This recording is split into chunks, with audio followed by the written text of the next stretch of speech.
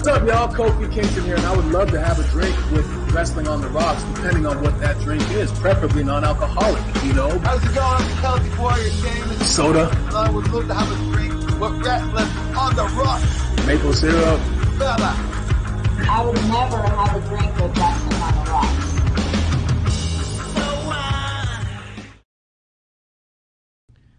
Welcome to the dive bar of the IWC. Welcome to Wrestling on the Rocks, episode 1. Again, we are at WOTR, the show. I am at Ref Marsh.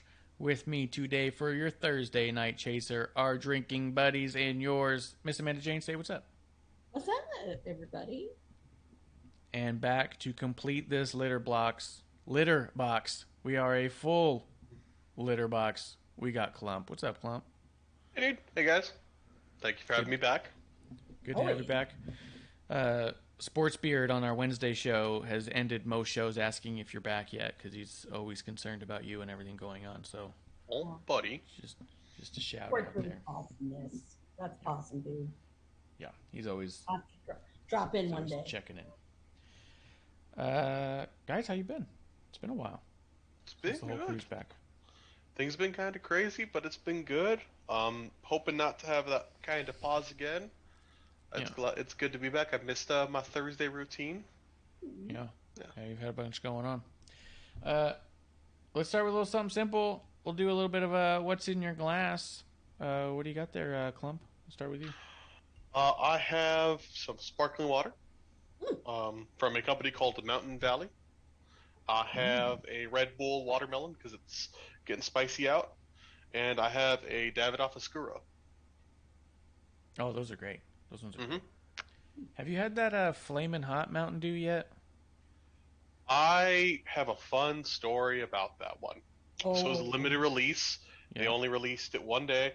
I was at work and literally ignoring everything, ordering, trying to get it, and it was totally sold out, and like the site kept crashing, and I would love a can, but I'm not paying the prices they are on eBay for them because I just want. It sounds horrible and amazing because I don't like Mountain Dew.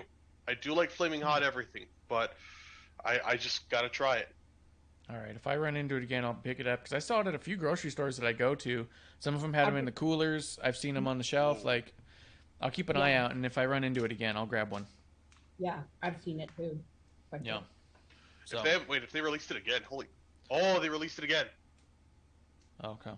Okay. Well, maybe it was a hit. So we'll see what happens to Klump in his future. MsAmandaJayne, what's in your glass? What are you drinking? Well, before I ask, I must ask Klump, have you tried the Flaming Hot Macaroni and Cheese by Kraft in the little tub? It was not a good experience. I have. Now that said, like when I make mac and cheese, I make like if I like to think of if like Top Chef had here's a box of mac and cheese, make fucking mac and cheese, because I tend to mix a bunch of shit into it. You know, I put like ranch mix, I put canned tuna, I put green chili peppers, you know, various things to make it good. I do put hot sauce in it, and I'll make like a nice buffalo chicken mac and cheese. But that was god awful, and I was excited because I was like, ooh, trashy food, this will be great. And it came out, and I had it, and then shortly thereafter, I went to the hospital for diverticulitis. So my lawsuit is coming. Yeah, it probably was related. Yeah. I wouldn't be surprised. Well, yeah. I'll be a star witness. I've seen you eat wood and be fine. So. Wow. Yeah. Iron stomach, man. I used to like I would like take toothpicks and I just like chew on them and basically like just eat the toothpick like a lot, several a day. I was known for eating paper. There's a few reasons I might have gotten diverticulitis. You know, and I've changed this up. It's been interesting. Certainly, my movements, we'll call them, my events are significantly less event-y. Oh. Congratulations, I guess, maybe. Thank you. Yeah. But yes. Progress. So, yeah, total progress. So gross.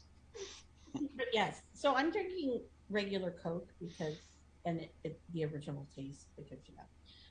But I have something to surprise later. But I just got my dinner so I don't want to ruin my dinner. But you will see something very inspired by sponsored, not sponsored. All right. But Sounds good. Sounds good. We'll see. We'll see. So right now in her glass is French fries. Yeah. No, I wish. No, but I have taquitos, so. Oh, there you go. There you go. I'm having a Bud Light Seltzer Cherry Limeade because it's along the lines with sponsored, not sponsored. Little cherry limeade action. Although it is a new month and I'm drinking again, I am still not drinking regularly. I do kind of save it for show days now for the most part. So it's a little treat. A little treat. But let's see. Let's get into it. Hey, so if you're ready, we can talk news stuff. Or no, let's start with the birthdays. I like that. Yeah. I had a lot of birthdays this week, so let's celebrate some days of birth. Let's see here. Today actually, is rest in peace, Jimmy Superfly Snuka. Was that Yeah. Yeah. And he was a favorite, when I was a kid. But, I love Tamina, so Tamina's amazing. Yeah. Speaking of going back to that time period, Andre the Giant. The Giant's birthday is today. Yeah. Mm-hmm. And what's really odd is I remember him most from The Princess Bride because I hate that movie. But yeah, isn't that weird? I didn't know that was possible. Yeah, I didn't know anybody hated that movie. It's fantastic. Yeah. It's maybe one of the most perfect movies ever made. It's not the most perfect movie ever made. No. Yeah, it's definitely up there. No, I can tell you what the most perfect movie is that was ever made. It's not that. It's gonna get gross, isn't it? Human Centipede 2? There it is. That's the one. No. Ferris Bueller. Oh, That's like the most perfect movie of movies. I don't like watching movies with murderers in them.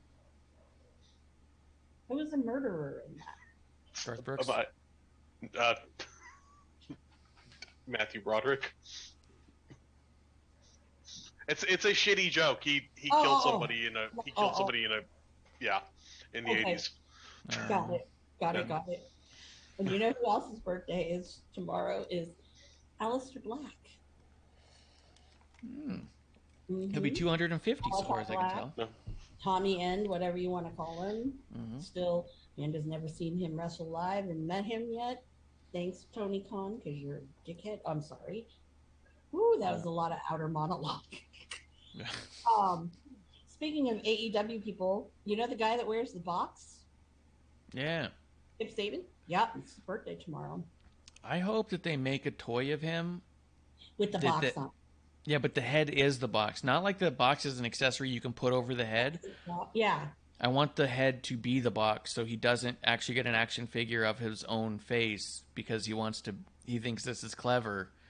He'll just be like all the Tick toys they had with like chair head and stuff. I want it to be one piece, doesn't come off, just a box head. Yeah. I think that would be good. But my thing is that they've really missed the ball on a lot of the figures, but I'll get into that later. Let's see. Some other surprising people. Almost had his birthday. That's a big, there was a lot of big people. Tall. Yeah. I had to look it up because I was like, wait a second, did Almost and Andre have the same birthday? But no, they're a couple days apart. But real close. That would have been amazing. That would have been so amazing. I don't want to call him a friend of the show, but I think he follows the show. What's his face? Why am I blanking on his name?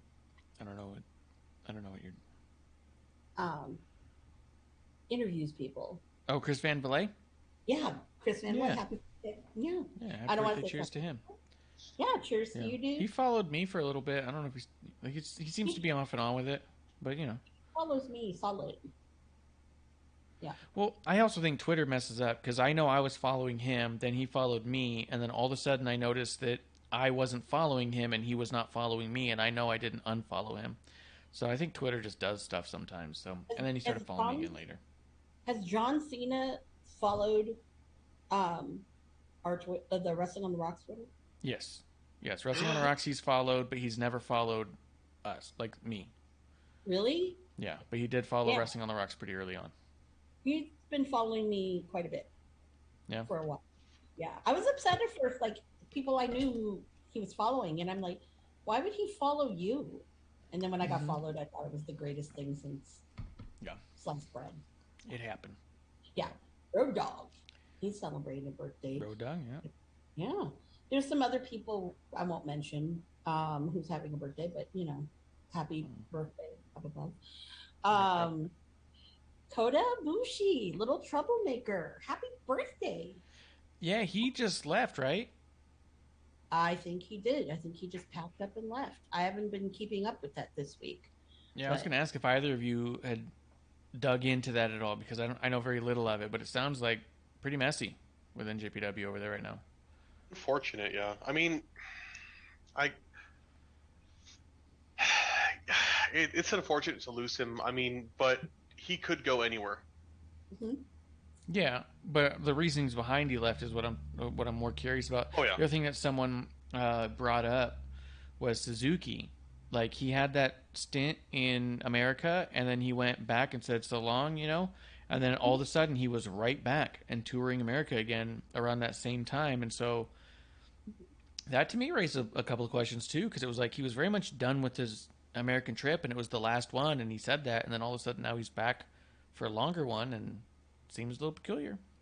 Yeah. Something's going on over there. I don't know. But do you think Klump maybe it's part of when Harold left? Yeah. Yeah. I think so. I think Harold Mage did a lot to bring in talent to push the company to levels it's never been. I mean, to the point that, yeah, nothing's going to compete with WWE, but it was maybe the closest gap any promotions had to WWE, certainly since WCW. I mean, on an international scale, what they've done, the attention, sorry, you have to give a lot to him as well as creative. And I think the thing he did very well too is he didn't put himself out there as just like, I'm the creator of this, but you've seen since he left, so many other people have disappeared or left, and it's weird. It does get me a little bit excited. I'd love to see. I mean, I think we all anticipate Kota appearing in AEW. It's his home always. It will be there. I'd love to see Suzuki in the Royal Rumble, though. Oh, that'd be fun. If he's gonna be in the U.S., he could do that. There's not a big stake there, but imagine him appearing and giving him some time to be a fucking monster. Oh yeah, my just God, go out there being nuts for fucking 3-4 minutes and then let him out. Yeah. Or him in a feud with Brock Lesnar would be interesting. Well, I don't know if we'd get him long enough for a full-on feud, but I think Royal Rumble's more possible. Mm-hmm. But that would be fun. That would be really fun. Absolutely. Yeah. Who else do you got, Amanda? Leva Bates is having a birthday, so the librarian. Happy birthday to you. Our friend, Brian Danielson, Daniel Bryan, however you want to call him, he's having a birthday this week. So, happy birthday, guy. Thanks for joining AEW and making sure that a lot of people don't get worked out. Anyways, messed up. Tracy Brooks, who is the wife of Frankie Kazarian, she's having a birthday. She's an awesome person. So happy birthday, girlfriend. Alex Shelley, his birthday. Nice. Excited. Yeah. Motor City Machine Guns is getting back together again, and they're going to be at West Coast Pro in our new venue. Yay! Bray Wyatt's birthday too. See, it's a lot of people. There's a lot this week, yeah. Yeah, and guess what? The big dog, Roman, the head of the table. I was for some reason when you said Bray, I was like, wait, Roman Reigns I think is around the same age as Bray Wyatt. Yeah.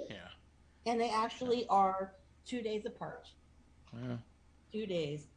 And then remember this guy? Bo Dallas. Yeah. Mm-hmm. Yep. Yeah. Bray's brother. Happy birthday, man. That's gonna be weird to be that close to a sibling birthday-wise. Yeah. Yeah. Again, like 2 days. Yeah. Go figure. And that's it. So happy birthday, everybody. Next week's going to be another banger of birthdays. So There's a lot next week too. All right. oh yeah, a lot of good ones. Yes. Cool. All right. Well, let's talk about some of the news going on. It was announced Ric Flair's coming back to the ring. He's been training. They've been showing footage of him training with Jay Lethal to get ready. Except it looked like at the time it was hard to tell if he was training to get back in the ring or just like working out with Jay Lethal and goofing off. It was announced he's going to have one. I think it's SummerSlam weekend in Nashville. It's going to be associated with Jim Crockett Promotions. They're doing a whole thing. Right now it's being reported he's likely teaming with FTR against Rock and Roll Express and somebody else. I don't know. What do you think? We'll start with Klump. We haven't heard from Klump in a while. What do you think about Ric Flair returning to the ring? Have you seen any of the Jay Lethal footage? I've not, but and I'm basing this off of that, like not seeing that, just off of my appreciation and fandom for Ric Flair. I don't want to see it. Believe me, I love Ric Flair. I think Ric Flair does great things. I think Ric Flair's a fantastic voice. And I'm saying this as Ric Flair, the performer, not Ric Flair, anything to do with him outside of the ring. Yeah. I don't know if we need to see a guy in his 70s who's had major health scares in the ring. Yeah. He can work out as much as he can and do it. And it's, do we need another show of, somebody do we need another, Triple H, Shawn Michaels, Kane, Undertaker match, but adding 20 years, Yeah. So I think you've expressed a lot of the similar sentiments that are out there right now, and I'll tell you what the retort was from Conrad Thompson, for one, and one that I've seen other people bring up too, was that Vince McMahon is 3 years older than Ric Flair and wrestled at WrestleMania. And they're like, I'd like to see people, something along the lines of I'd be curious to see how much they supported Vince McMahon in that match at WrestleMania. I think that argument falls flat for two massive reasons. One, Vince McMahon was heavily criticized for the one bump he did take. And two, he didn't have a match. He was walking around and doing stuff to McAfee, and all the bumps were by McAfee and Austin Theory. Vince was just a big character in the middle of this, as sports entertainment as it gets. It wasn't a match. We called it a match because it was fun. It was also in a stadium of 100,000 people trying to book the largest single WrestleMania that he could think of. And the night before, he had Stone Cold Steve Austin in a match. Ric Flair's going to go do this at Jim Crockett Promotions for a couple hundred people. Yep. Maybe a couple thousand, but probably less than 2. And he's going to try to have a full-on match. I'll be honest, I watched the Lethal footage, and the first thing I sent it to a friend of mine, and I was all like, he looks every second of his age, if not older. Yeah. Like, I don't think he looked good in it. I've seen people say, like, oh, he looks incredible, he looks ready to go, he's taking bumps. He looks like an awkward old man who used to do this. He did not look good and clean to me. He just didn't. And I don't mean that as like a knock. And it's not like saying, it's not just trying to shit on him. I watched it and went, ooh, I hope he's not trying to get back in the ring. This looks bad. 100%. Yeah. Go ahead. I was 100% watching or hearing about this, not even seeing it. Another factor is Vince is older. Vince has not had the career and injuries of Ric Flair. True, the too. nagging injuries. Yes. Yeah. Vince hasn't had the heart episodes that Ric Flair has had. The conditions that I don't care who you are, how big you are, that's a lot, you know. Yes. That's hard. And Yeah. Ric Flair lived a motherfucker of a life for a long time, and hearing this, you can put all the lipstick on this pig of a match you want.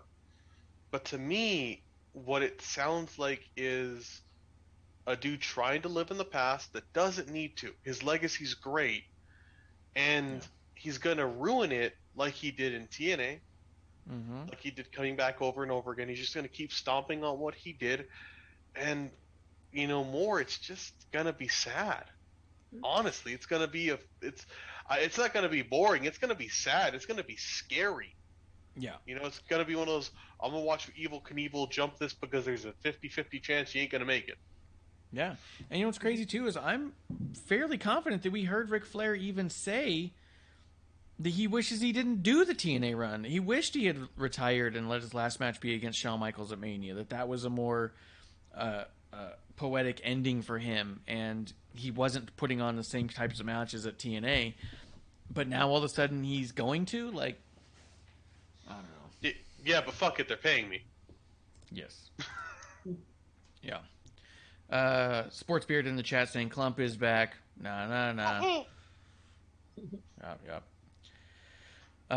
Yeah, I'm not excited one bit to see a Ric Flair match. I didn't like it. I mean, it's been a while since, like, even when you watch the Shawn Michaels match at WrestleMania in 2008, you watch it and you go, man, Shawn Michaels working his ass off to make Ric Flair look half of what he used to look.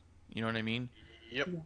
That match, even when you watch it back, you don't watch it and say, it's the Ric Flair of old for one night. You go, no, that is old Ric Flair having one big send-off. You know what I mean? I'm not interested. And he wasn't trying to be something special. It was perfectly done because it had the emotion and it had, like his best friend doing a hell of a carry job. And there's nothing wrong with saying that. I think everyone admit, like, that was a carry job in a lot of ways. Yeah. And it worked. It was a it was a match designed around the idea of, we all know Rick's gonna lose this.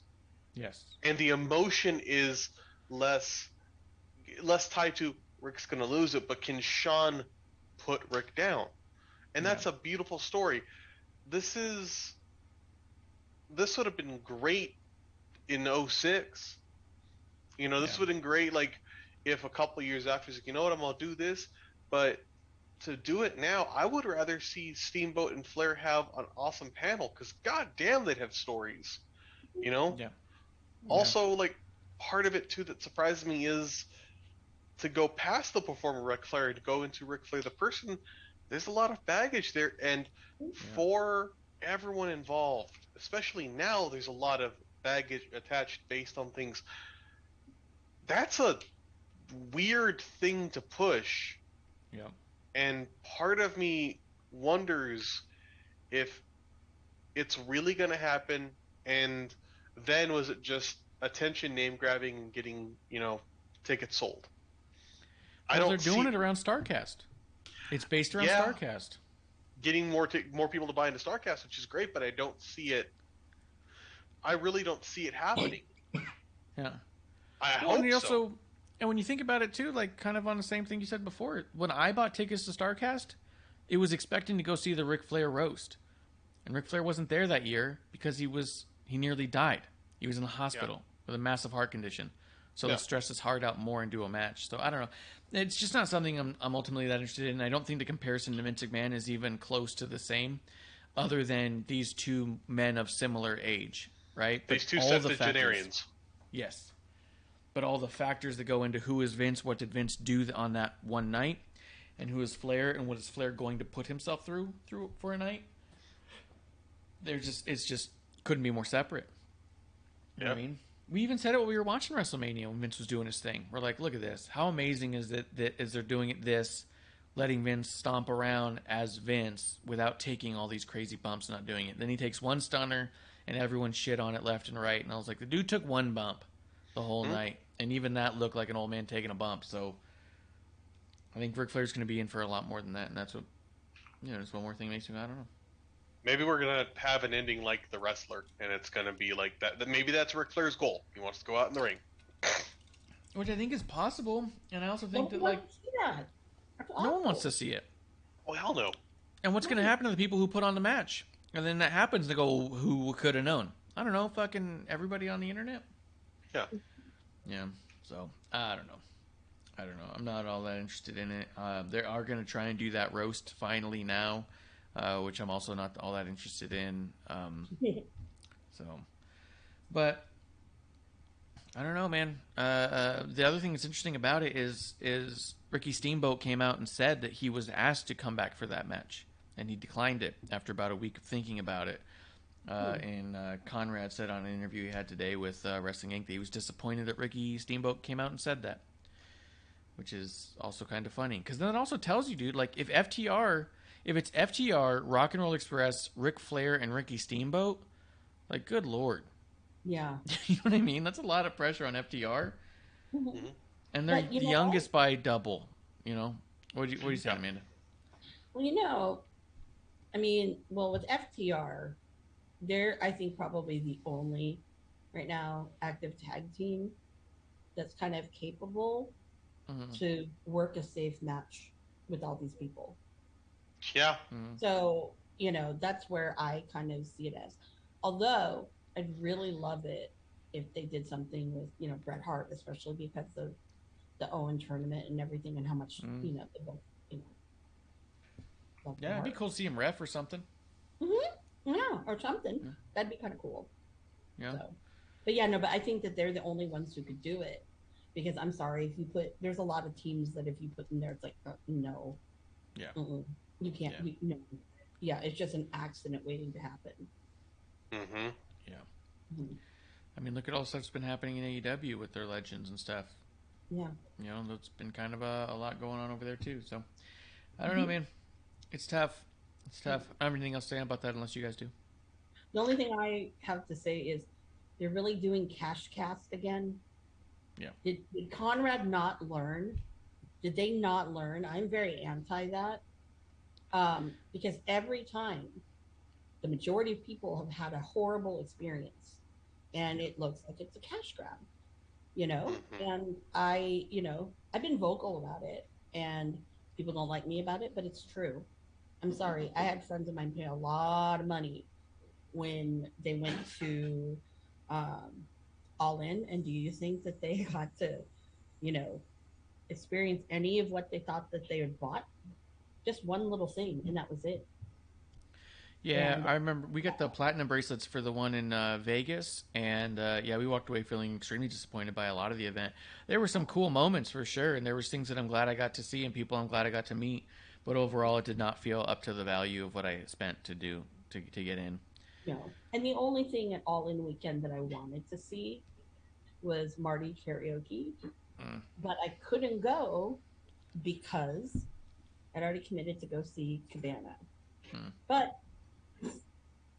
I was asked to go, and I would have sung with Marty, and that makes me sad. And every time I think about it, and I tell Mr. Colt, I'm like, I went to see you wrestle your son, MJF. I could have sung karaoke with Marty. No. It's your fault. Yeah.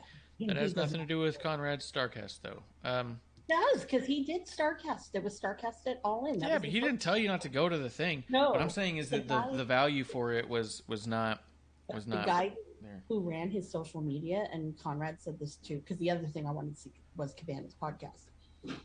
And it was said to him, friends and family does not mean your little rats cult. Yeah. And that was also said to me by the person who was running the Twitter. Hi, Dave Hancock. How you doing? You're a piece of shit anyway. So, yeah. Yeah. That just made me mad. Yeah. So I will not support that.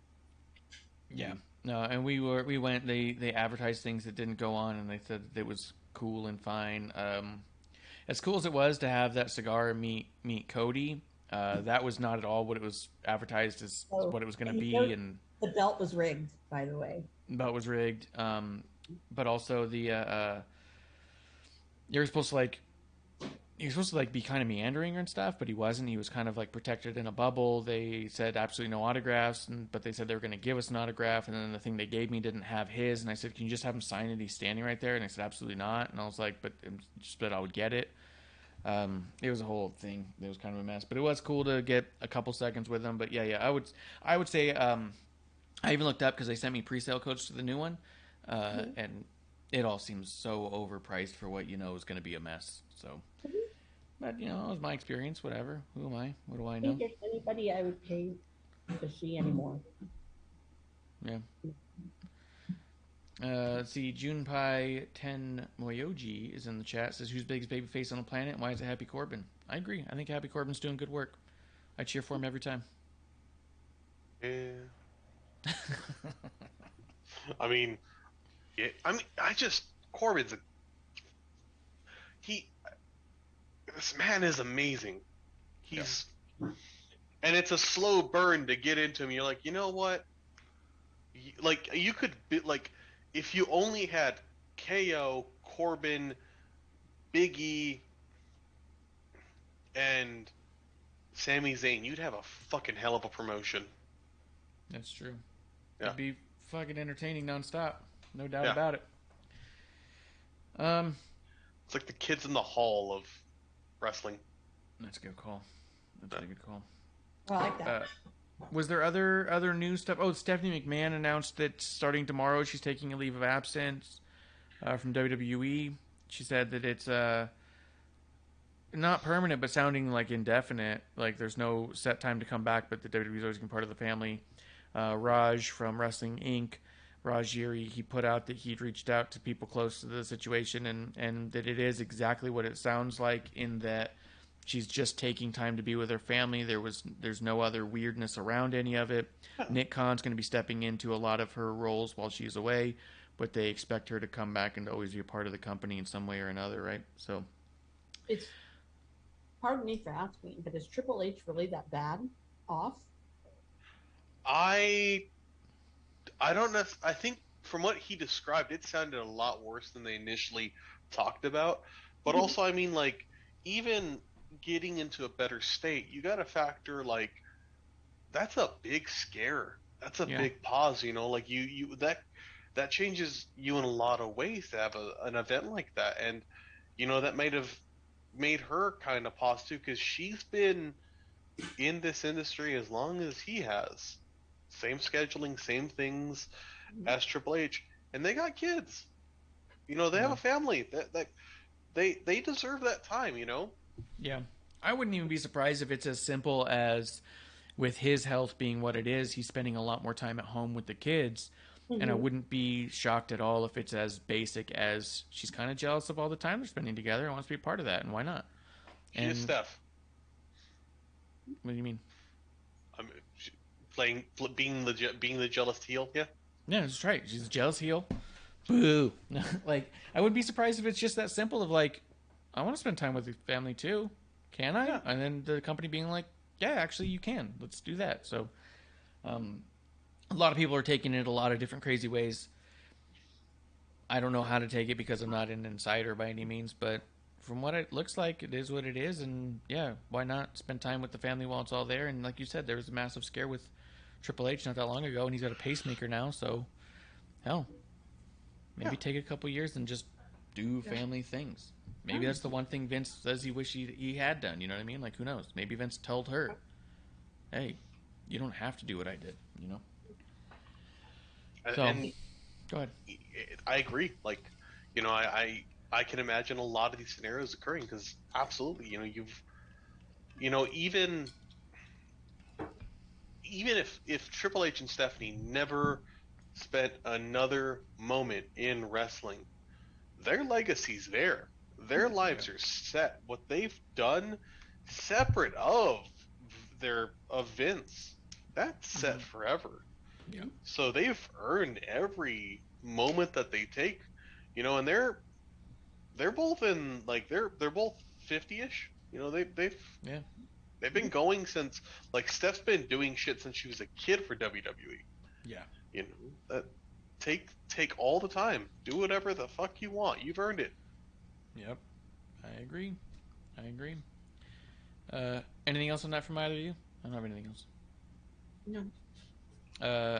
Any other news that you have going on? Amanda, was it this weekend that you went and had a fight with Ospreay, or was that last weekend? It was last Friday. Yeah. Hell yeah. I wouldn't say have a fight. They got into a punching match. They punched each other in the face. Yeah. Well, no. I know I win. That's true. Come on now. Can't do that. Especially because I had villain garb. I had my jacket. So, but I will say this, and I'm only going to say this once. I said it on Twitter to a friend of mine. I actually, because there's a whole thing that happened, if you have not watched it, there's a nice 30-second, I think it's 30 seconds, interaction that I had with him. Mm-hmm. It was pretty awesome. But I will give him credit that, and this is saying a lot because I don't give him credit for anything, Mm-hmm. that it could have gone sideways. It could have gone a lot of different ways, because that was the same night that some fan was headbutted, or did that guy headbutted that one wrestler? Oh yeah, was that the same event or same night? No. That was that's totally different. Yeah. But it's the same night that happened to that, because that could have gone either way. Yeah. But he was kind of classy about it. But yeah, I'll give him that credit. But it was great. As one of my friends put it, he said, "That's a special kind of hate those two have for each other." And yeah, it's true. I mean, but I think we can joke about it, because next time I see him, I'm going to joke with him. I'm like, "Oh, Ocean's Bay." Yeah. When I watched it too, that's why I had even asked you at the time. I said, do you think that he likes you so much because he knows that, A, you won't get out of hand, but you're also not going to downplay shit either. Like, you are going to be that loud vocal, get the crowd riled up, but you're also not going to cross the line, and you're not going to take offense if he toes the line. Because, she gets right up in his face, and he... like shoulder checked her, like shoved her with his shoulder. Like, it wasn't like a full on like hands to shoulders shove. It was like a fucking knocking someone like in the locker room or in the school hallway, trying to knock someone's books out of their hands, and knocked her back. And she's, "You asshole," and he walks off. And first off, I was like, "You fucking hit a woman. You hit a woman." And then my friend Roy actually had to grab me a little bit. It's like, "Don't," and everyone's like, "Don't go over there." And then I was like, "You're an asshole." It was great. Yeah. And then I think at the time, then he was getting in the ring over there, and he did the whole, suck his dick. I'm like, it's this small. I can't see it. I can't see it. Yeah. You need a straw to do it, sport. Mm-hmm. But I think, Marsh, you're kind of right, maybe, because, he knows I'm not going to, it's not like a holy crap, like I'm going to do something. However, I mean, does the thought cross my mind? Maybe, but I know better, And the perception, like you said, if you wanted some heel heat, having a woman get into his face, calling him names, and having him like kind of shove her. Oh, this asshole. You know what I mean? Like, I'll get you some heat, and he knows that it's not going to go too far. I'll leave it at this, and she'll leave it at that. You know what I mean? Like. And actually, all the guys in the back and I don't know about the gals, but the guys were like, "Oh shit!" Right? And two of them came up to me. "Did you guys play that?" I go, "No, that just kind of happened because a friend of mine who actually taped the one that's floating out there, he was like, he heard you before he even came out, because his entrance was the music, and I'm like." Ocean's Bay, can you fucking move it on? Can you move it on? Before I die? It was so long, and everyone was like, yeah, it was really obnoxious. But they said that he was going to actually go the opposite way.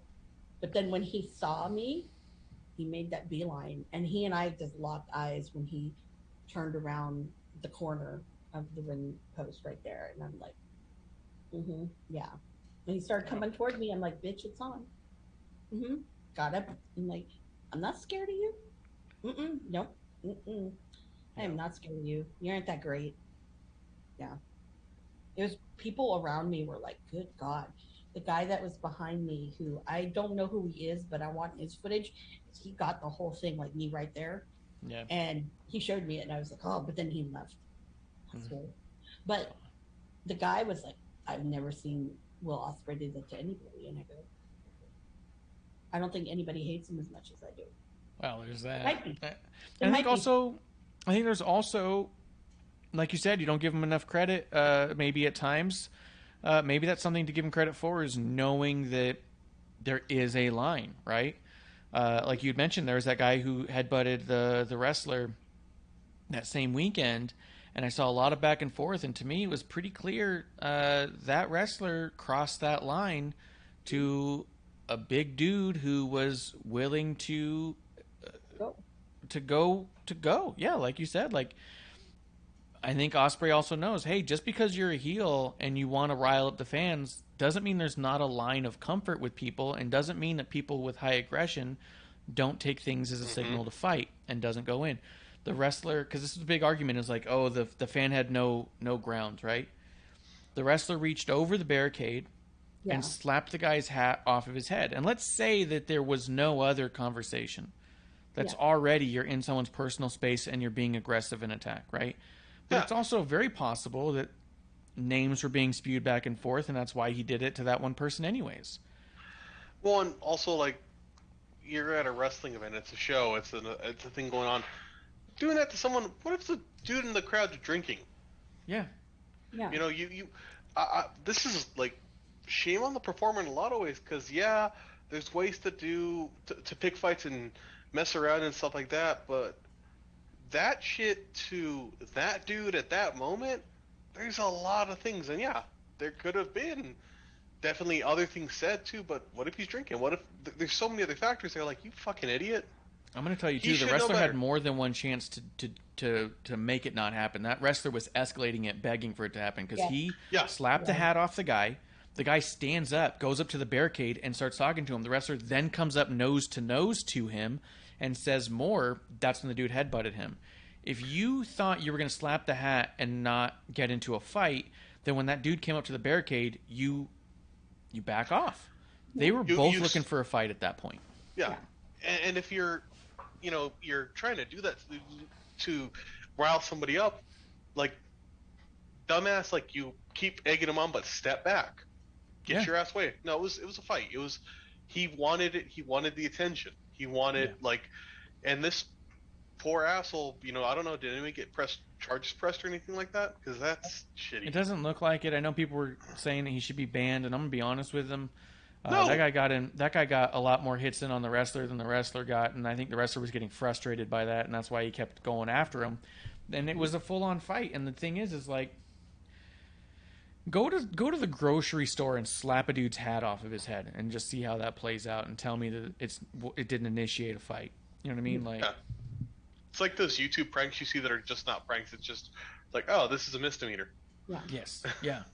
Exactly. I was just messing with him. No, you were instigating a fight, and then the guy was willing to not back down. You decided to instigate a fight with somebody who wasn't sheepish. You know what I mean? Like, that's on you. And also, I'll say this, is that the scenario with what me and my Ospreay confrontation, if you want to call it that, and even this guy, when you, like, there's no barricade we're at West Coast Pro. Yeah. So I don't want to say that, people are like, oh, she was in it for herself. I'm like, no, I hate him. But he was coming toward me. And I'm like, you know what? Let's have a little fun, Yeah. But I think that when you cross that line with it, like for me, I knew that I crossed the line. That's true. And technically, I could have gone there, especially after the shove, but I didn't, because, first of all, he probably would have been dead. And there's also a cop that's there too at those shows, because of the city that they run in. But that when you're in that space and, either if the wrestler's inviting you into that space, because obviously Will had no problem with me getting in that space. I knew that I'm running the risk of, something happens to me. Yeah, I cross the You're line. in their area. Yeah. I'm in their area.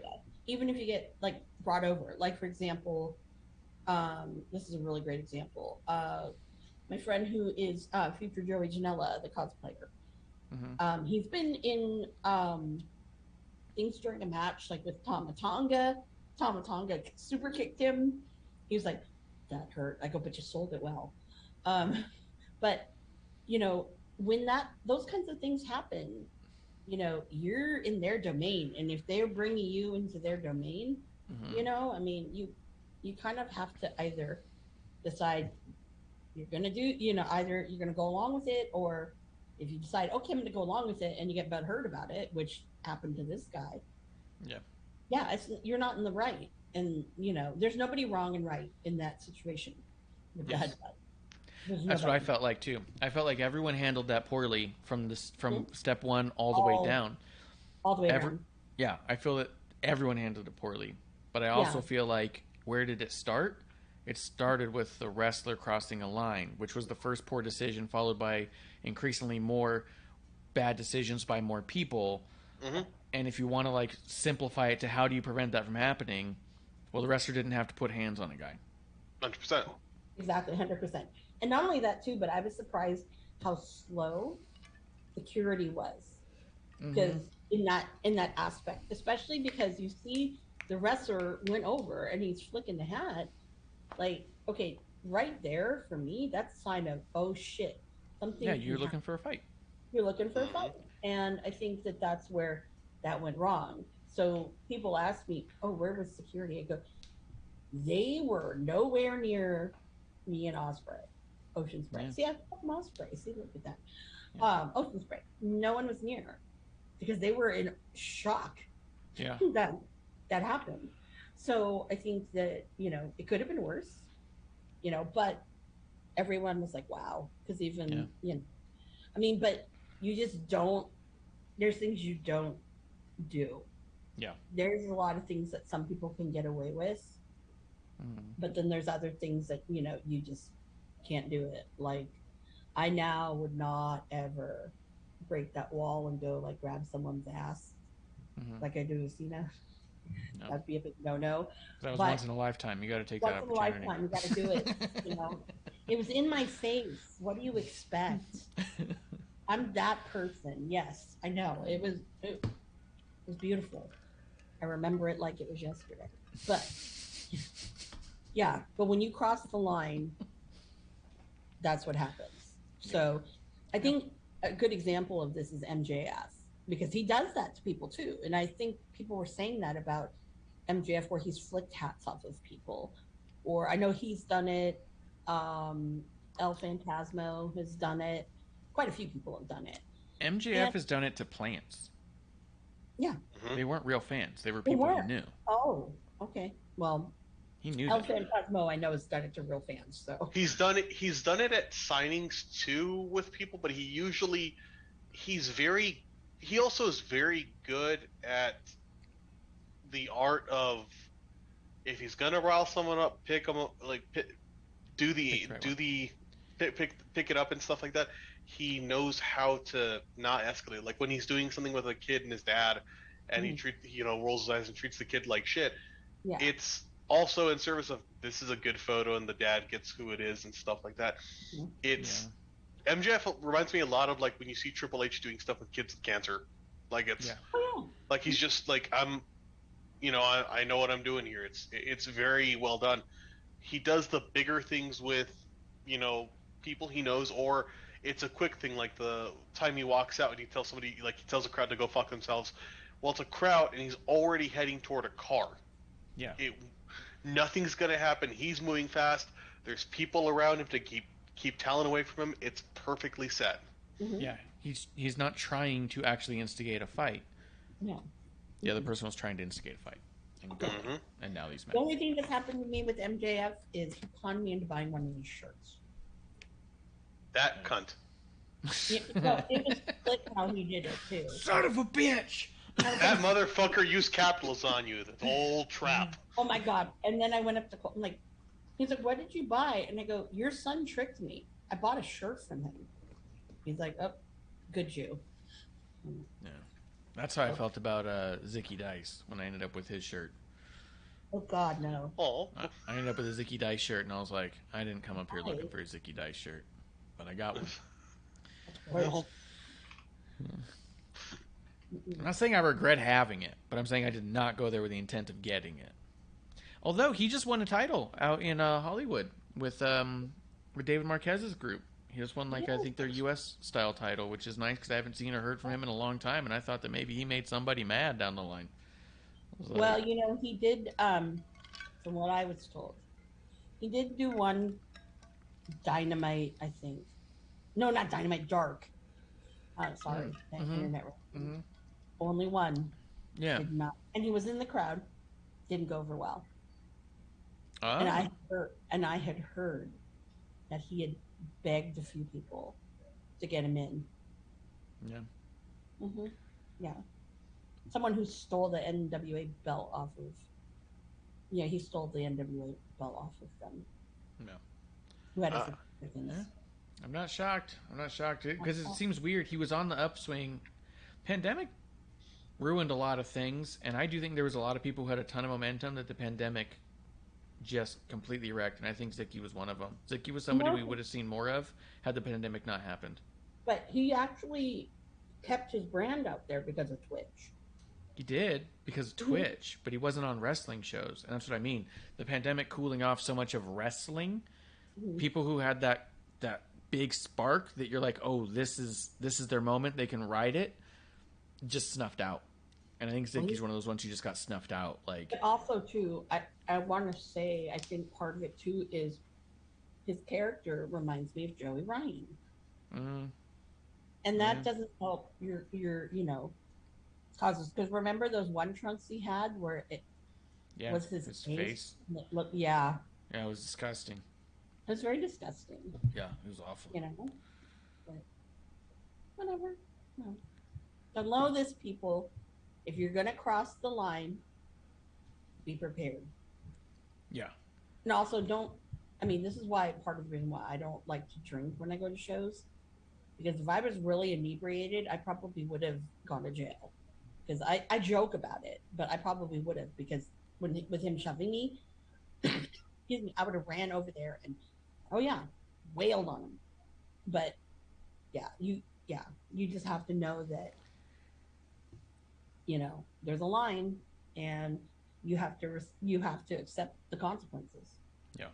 If they kick you out, it's you got to accept that. So I did not accept out. Yeah, and so that's a testament to Ospreay, like you said. The fact that he's never done that with anybody else ever is because he's not willing to cross that line. He saw an opportunity to really toe that line in a way that was much the same as we just said MJF does it, where they know that there's a lot of protection here for one reason or another. He knows he's been seeing you for the better part of his career, front row forever. He knows, if not you well, he knows you well enough. You know what I mean? Like, he may not know all about you and your family, but he definitely knows you're a front row goer, that you're very active, and that you've never quite crossed that line. No, and he also knows that, obviously, because he calls me Marty Paul. He does know that where my allegiance lies, and it always will. So he can't change that. No, it's all good. But he did have the Rev Pro belt, and I wanted to say when he was hit my face, I wanted to say, but I forgot to. I should have. That would have been even messier. I wanted to say, so how does it feel like being number 2 of the Triple Crown winners? Who was number 1? Oh, it was Marty. And it took, I think it took almost 10 years for someone to become, it was 8.5 for someone to become the next Triple Crown winner. And that was him. So he's always going to be second fiddle to Marty. And I make him know that. But it's fun. It's all in fun. I mean, it was awesome. Any other news going on before we get into Dynamite? What else you got? What do you got, Klump? Dustin Rhodes celebrating 14 years of sobriety today. Congratulations. That was great. Tip, I would say cheers, but I'm not trying to be a jerk. You've done that to me when, like, That's a good point. we celebrated my, like, 1 year with me drinking a fake bottle of whiskey. Yeah, that was fun. It was great. But yeah, congratulations. Good news to hear. Especially given how open he's been about it all and what it meant to him to go sober to begin with. So, yeah. Yeah.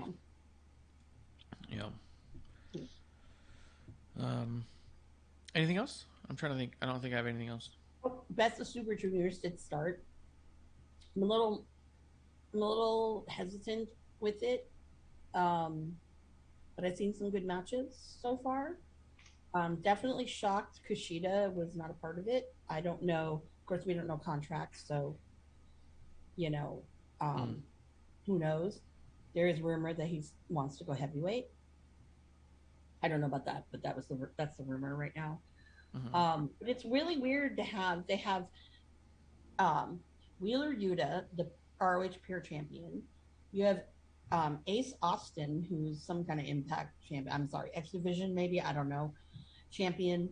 You got a lot of champions there. There's somebody from, like, I think AAA maybe, or one of the big promotions. It's not Crash. I think it's AAA. Mm-hmm. He's there in the tournament, and I thought that was very interesting that they had these other champions, because it was really cool to see them sit there, and there was a belt, and it wasn't just the whoever the junior heavyweight champ is of the time. I think it's Ishimori still. I could be wrong.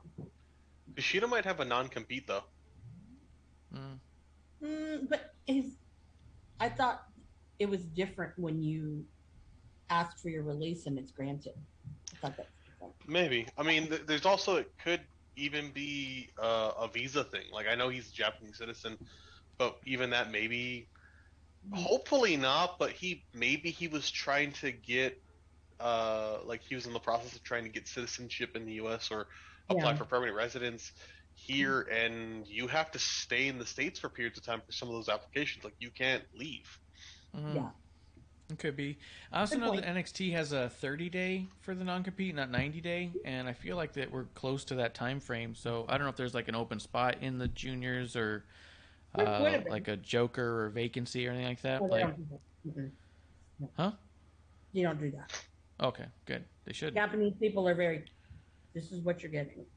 All right. Yeah, so it's a bummer to not get him there, but, it doesn't mean we're not going to see him again as soon as we can. So we will. We'll see him soon.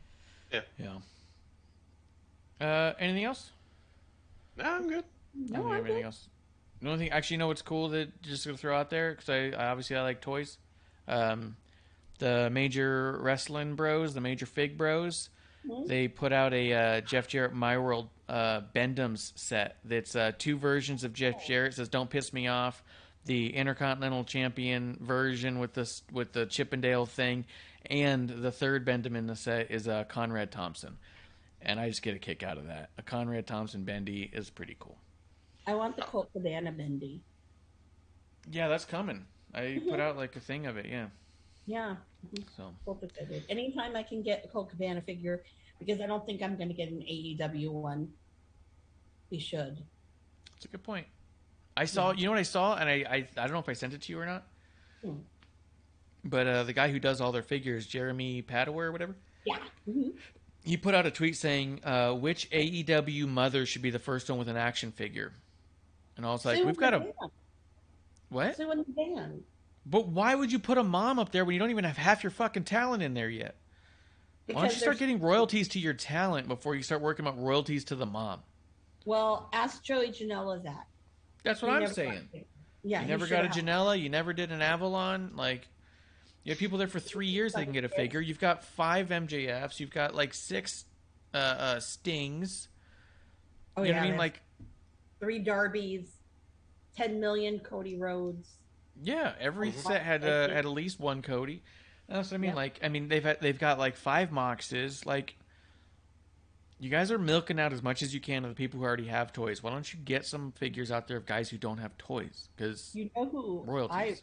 I would love to have a toy is what they should have done is Jurassic Express should have had a trio with a little Marco Stunt on Jungle Boy's shoulders. That would have been great. But I don't make these things. And if they did want money, by the way, and especially because of the exchange on Dynamite last night about Ricky, dressed like a bar of soap and his pearls, that was a missed opportunity.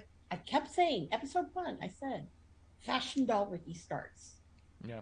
But no one wants to listen to me.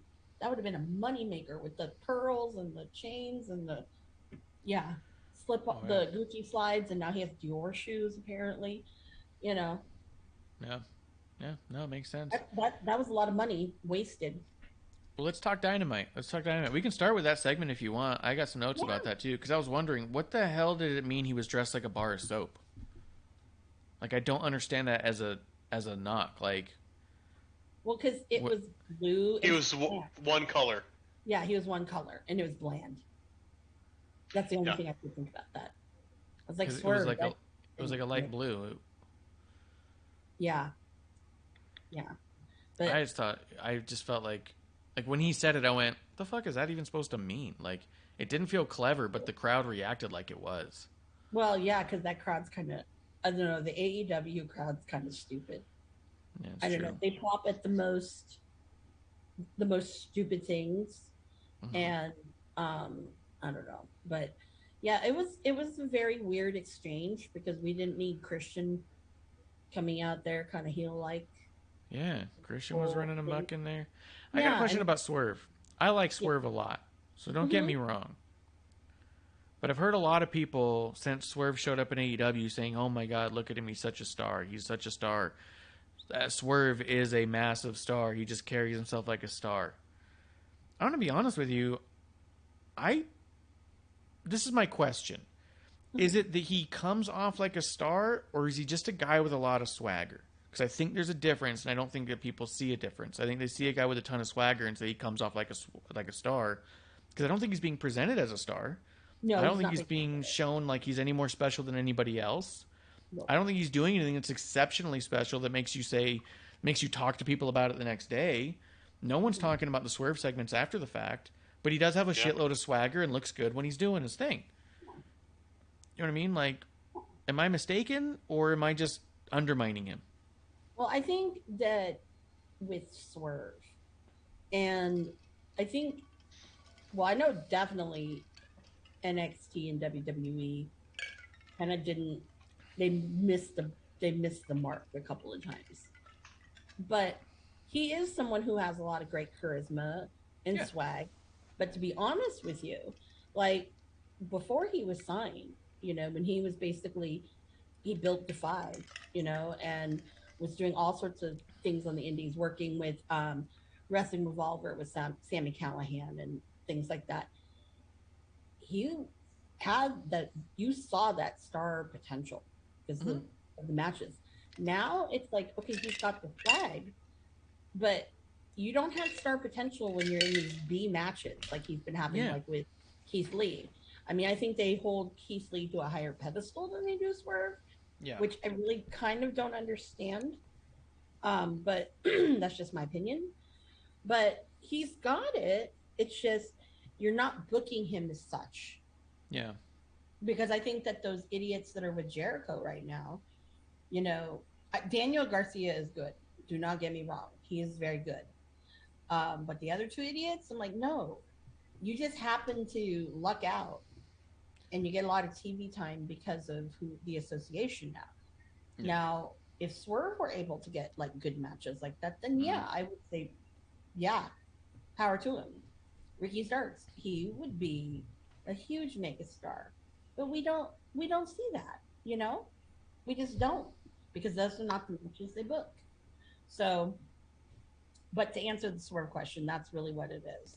Now, if they book him the way that he should be booked, 100%. But I haven't seen that yet. Yeah. All right. Except for the match with Darby. That was the only one. Guys, welcome Shakes from the Shakedown Podcast, squeezing himself in here for our Dynamite breakdown. What's up, Shakes? Hey, What's going on, Ref? How you doing, Miss Amanda? Hello. Klump. This is our buddy Nice Klump to meet over you, here. Klump. Nice to meet you, dude. Looking like So- a Don over there, Klump. Yeah. I like it. I like it. I just don't like being around, so I'm just expediting dying. That's the whole thing. That's what you got to do, man. Our resident AEW troll isn't around. Splinter Fox? Yes, Splinter Fox in the chat. No, he's not in the chat right now. But Wow. Splinter Fox does really like Shakes, though. Yeah. Shakes, I got a question for you. I just posed to them, so you're just in time. We're just digging into Dynamite. We're a little all over the place with it, but my question is a lot of people have said that Swerve comes off like a big star on AEW, and I'm questioning, is it that he comes off as a big star, or does he just have a lot of swagger, and people are just thinking because he's good at what he does and seems cool, then that translates to appears like a big star? Because I don't think he's being used like a big star. I see. Do you think he comes off as a bigger star there? I can see where they coming from, right? Because if you notice, like when they did the tag team move, right? Yeah. Afterwards, he took a bow. Yeah. And was like, welcome. Oh, he's smooth. Yeah, he does his thing, man. And sometimes that arrogance comes off as cocky, right? And like you think that you're above, or like, So I think that arrogance is a thing. I think that his arrogance may come off as that, or it may bring that kind of mystique to it. Okay. But I mean, I think that's just an urban culture with us, and I think that that's not something that has been displayed out there so much. And don't get me wrong, there's great to have these positive black role models and these as wrestlers, right? But you do have guys with flavor, with zazz, style, and that is not a lot of what is portrayed for a black athlete, or a black type of celebrity like that. So a lot of times when you're like that or in that position, you kind of have to take that that Obama type of role. No disrespect to it, but you have to be a little more proper and a little more white collar, as you want to call it, right? But you don't have to be as white collar as like I'm gonna go there, Jay Lethal. I mean, for me, it's like when he had his little thing with ACH, and ACH called him Uncle Tom. I'm like, yeah. I'm like, I don't want to, but it's kind of true, because it's Ring of Honor really kind of, he was their guy, and so he was put in some mold, because I don't see him as, okay, this is a guy that's kind of, repping the street. No, it's very like, I'm the guy I'm the guy that joined the country club, and I'm here in my little polo shirt and, whatever.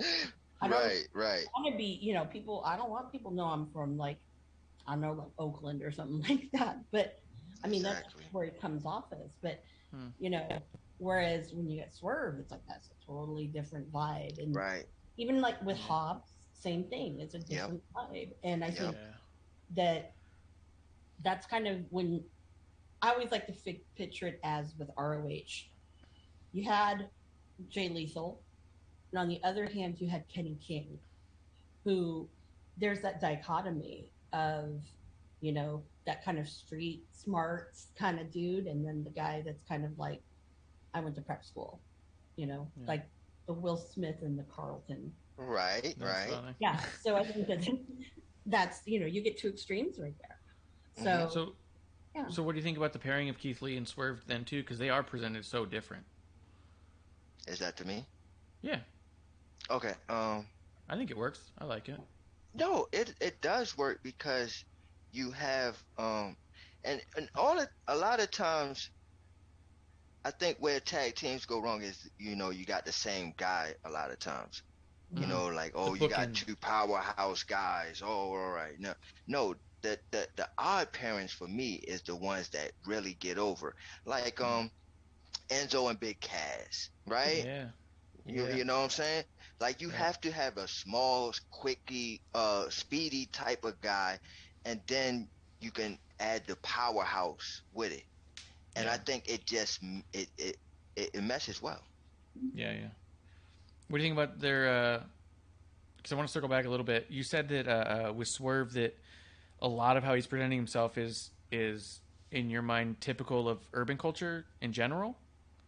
Mm-hmm. So in that vein, because he's like he's a rapper, yeah, he's a podcaster. He got gold mouth, yeah, you know. and I think it's all cool. It's an urban culture. Do you also think though that so does he come off to you as a star, or does he come off to you as like more like a peer in that sense? Like that's what I'm asking. Like, is it just that he's got so much swag and he comes off like you said, that confident, arrogant, that people who aren't used to seeing that are saying, "Oh, he's a star because he stands out"? Are Right. you seeing it the same way? He's a star because he stands out, or are you seeing it like, "Oh, this is just another person representing"? Is it relatable? Like one of me, right? Yeah. Yeah, kind of, right? Yeah. That's Unless why I I'm like being, him. That's why I like him because I can relate and yeah, I see what he's doing and I see it. Y'all may not see it, or a regular consumer may not be able to see it because you don't see that every day in your face. I see yeah, that every day in my face, so it's normalized for me. yeah. I do. That's awesome. That's cool. One, I mean, I don't think it's bad for people to say they see him as a star. I was just kind of watching, being like, I don't know if I see star power yet. I see a lot of potential there. He's awesome, and he's got his own look and feel, and like I said, like that swagger. And I think he's amazing at what he does, talking, wrestling, the charisma of being that character. I think is all there. But maybe it's just the booking to me where I'm kind of like, I'm not feeling star, but maybe that's presentation more than anything, or placement on the card. What are you gonna say, Klump? Well, I was gonna say, well, like think of Eddie Guerrero or even like Rey Mysterio. I always saw a big juxtaposition in Rey Mysterio versus Eddie Guerrero because Rey, as a Latino superstar, was really like, yes, he's a luchador, so he's wearing it on his face, but he was really very separate from a lot of cultural elements. He very deliberately did that, Like and then commercial. yes, Commercial. yeah, it's like this is like, oh cool, this is branded. This is like our guy, Eddie. And in me and everyone I grew up around, Eddie was like, oh yeah, you get that. You relate to Eddie. That's you like get Uncle Eddie. Jose. Yeah, that's Uncle. Yeah. Yo, producer lady, she says that every time she sees anything with Guerrero, she always says like, he looks and sounds so much like my uncles. Fuck She goes, yes. it's crazy. She's like, he could be in my family. Like, she loves him because of that. But yeah. Down so to you're the right on. fucking bowling shirts he That's wore, what which is makes like a them big thing. relatable. Yeah. Sorry.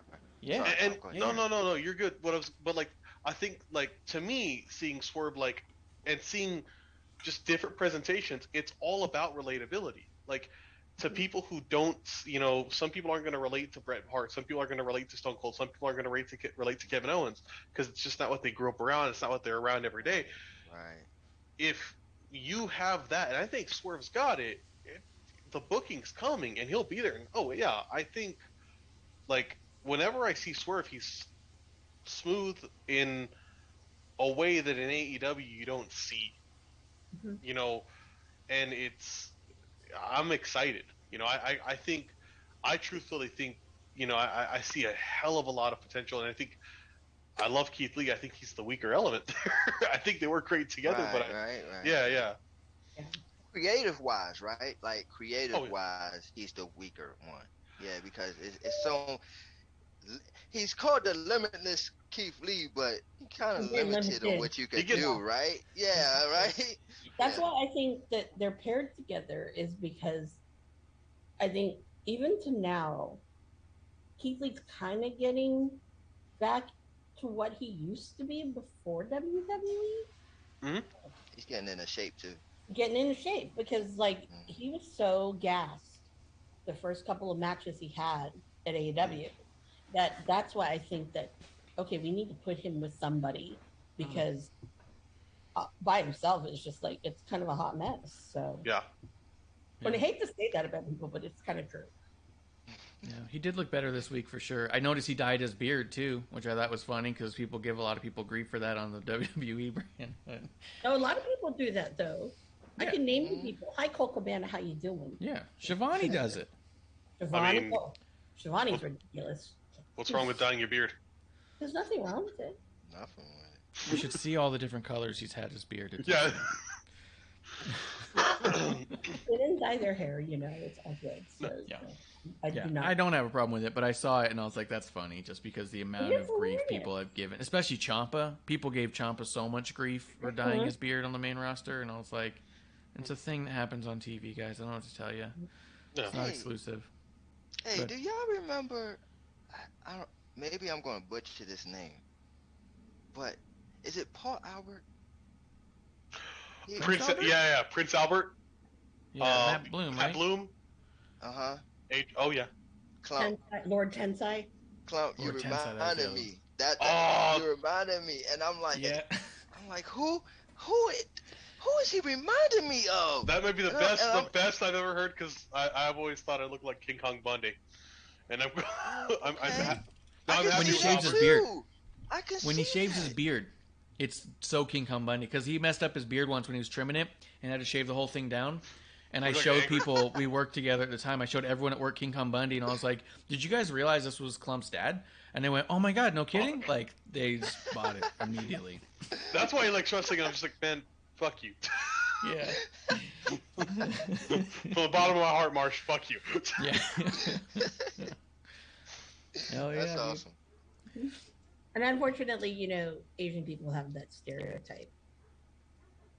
Why people tell you look like Mr. Fuji? No, people don't tell me I look like Mr. Fuji. Okay. Well, I didn't know where you were going with it. I was just trying to find I'm out. just thinking, because, you know, like, like with the Joshis, it's the, you know. Oh, yeah. Yeah. And then, I mean, look at, like, some really pathetic things. Like, back in the day, Jimmy Wang Yang. That was bad.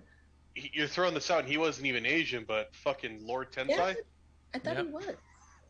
Yeah, Matt Blue is not a... No, I'm talking about Jimmy Wang Yang. Oh no, he is. Yeah, but no, like in terms of bad stereotyping, they made like Matt Bloom went to Japan. Matt Bloom came back, and they made Matt. They made Matt. Yeah, like they made him Japanese, and it's like he's not. Yeah. His name's Matt Bloom. He's very not Asian. Yeah, growing up watching wrestling in that era really confused my understanding of cultures. Yeah. Well, you know what he looked like when I first saw him come out. He looked like Ming from the Flash Gordon movie. Yeah. And I'm like, really? They got a Ming? Oh, okay, all right, go, do whatever you want. But yeah, but it also, JR, he tried to not do it, but he slid in the Oriental again, man. When are you going to learn, dude? Yeah, he's got a rough go of it. He's got a real rough go of it. I know. I didn't freak out. I'm like, really, dude? Come on now. I want to meet him and say, dude, please don't use that word. Come on. But it means they're either a rug, a fictional, or I don't know if it's real, the Orient Express, a train, or ramen. I don't like to be, called ramen. Yeah. I'm just saying. No, it's more than fair. It's fucked. But when you're saying, they're from the Orient, and I'm like, whoa. Well, yeah, but what was the name of the company they were partnered with there for a while, Klump? Oriental Wrestling. Yeah, it was like Oriental Wrestling Company or something like that. I have a problem with JR said there's a problem with it, but that's what Jim Ross had said was that that was on his paperwork that's where the person was from when it first slipped, and so he made the connection immediately and then went, oh. No, but there was another time when it's only gotten worse. Yes, but it's he's got a long history, but he's said it when Taka came out quite a few times. He's got a long history of using But saying that's or. different though, because that was the times, you know. Yeah, that's true. That's true. Yeah. We had a shift. I love But talking back about on it. track a little bit. I do like what you're talking about with Eddie Guerrero and stuff and the standout of it all. And I think that helps me with the idea of where people are coming from when they say Swerve is coming off like a star. He's coming off like a big, relatable personality to a section of audience that doesn't get that relatable personality often. So that in and of itself says a lot of star power potential for sure. So Then you have the polar opposite of Ricky Starks, who, you know, Young Rock. there is Young Rock. Yeah, there is no like relatability. none. None. No. But That's why they should clash. Yeah. I think but I think I don't know. He's like he's like the mystery meat of AEW. Because when Baloney. he's like no, He's baloney. no. Mortadella. Fancy baloney. I don't know. But when Tony likes to say, oh, you know, that whole thing when he gets in trouble about, oh, these are my black friends. Yeah. Yeah. All right. I'm going to try for the 5th time to get the show back on track. How do you guys feel about that? Okay. You got a few more in you. We're only in episode 1. It's only episode 1.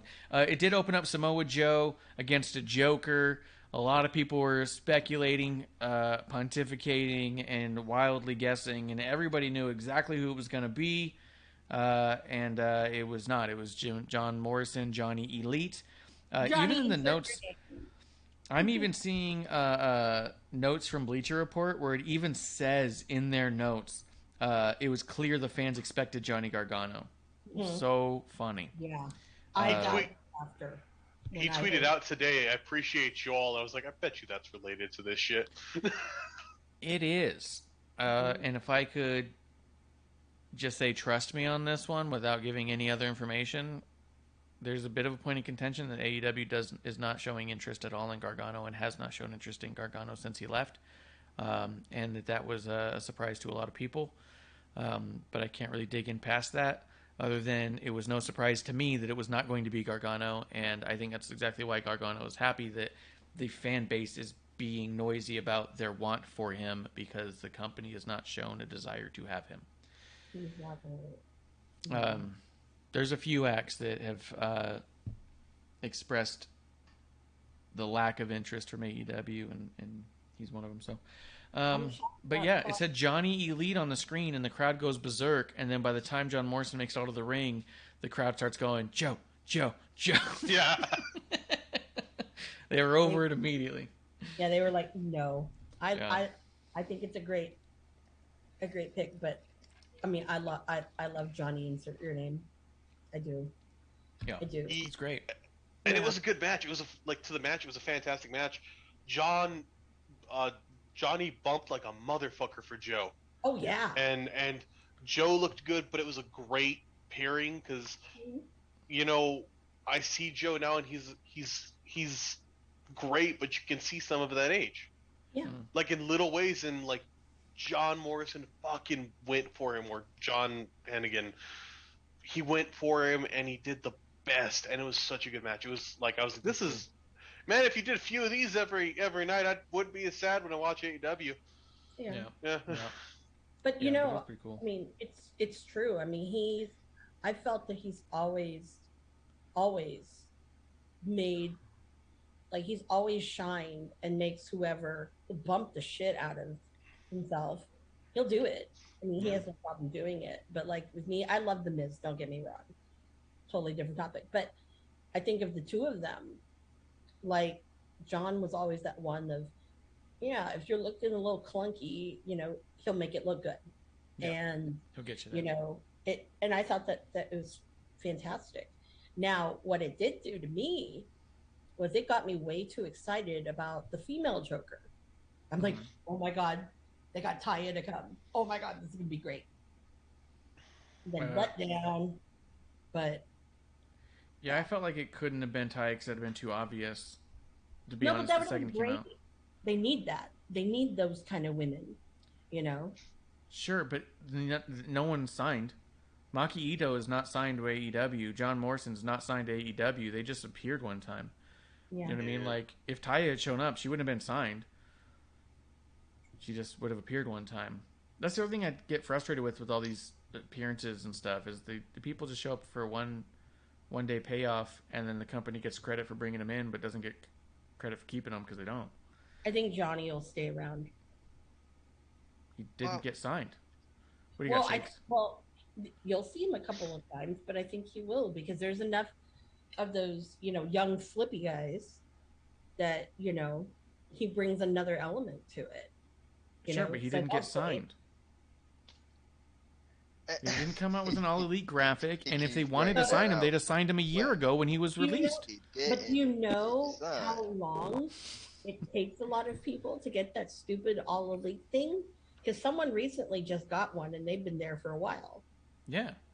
Mm-hmm. If he wanted to sign Morrison, he'd have done it a year ago when he was released. Well, he had other fish to fry, Tony.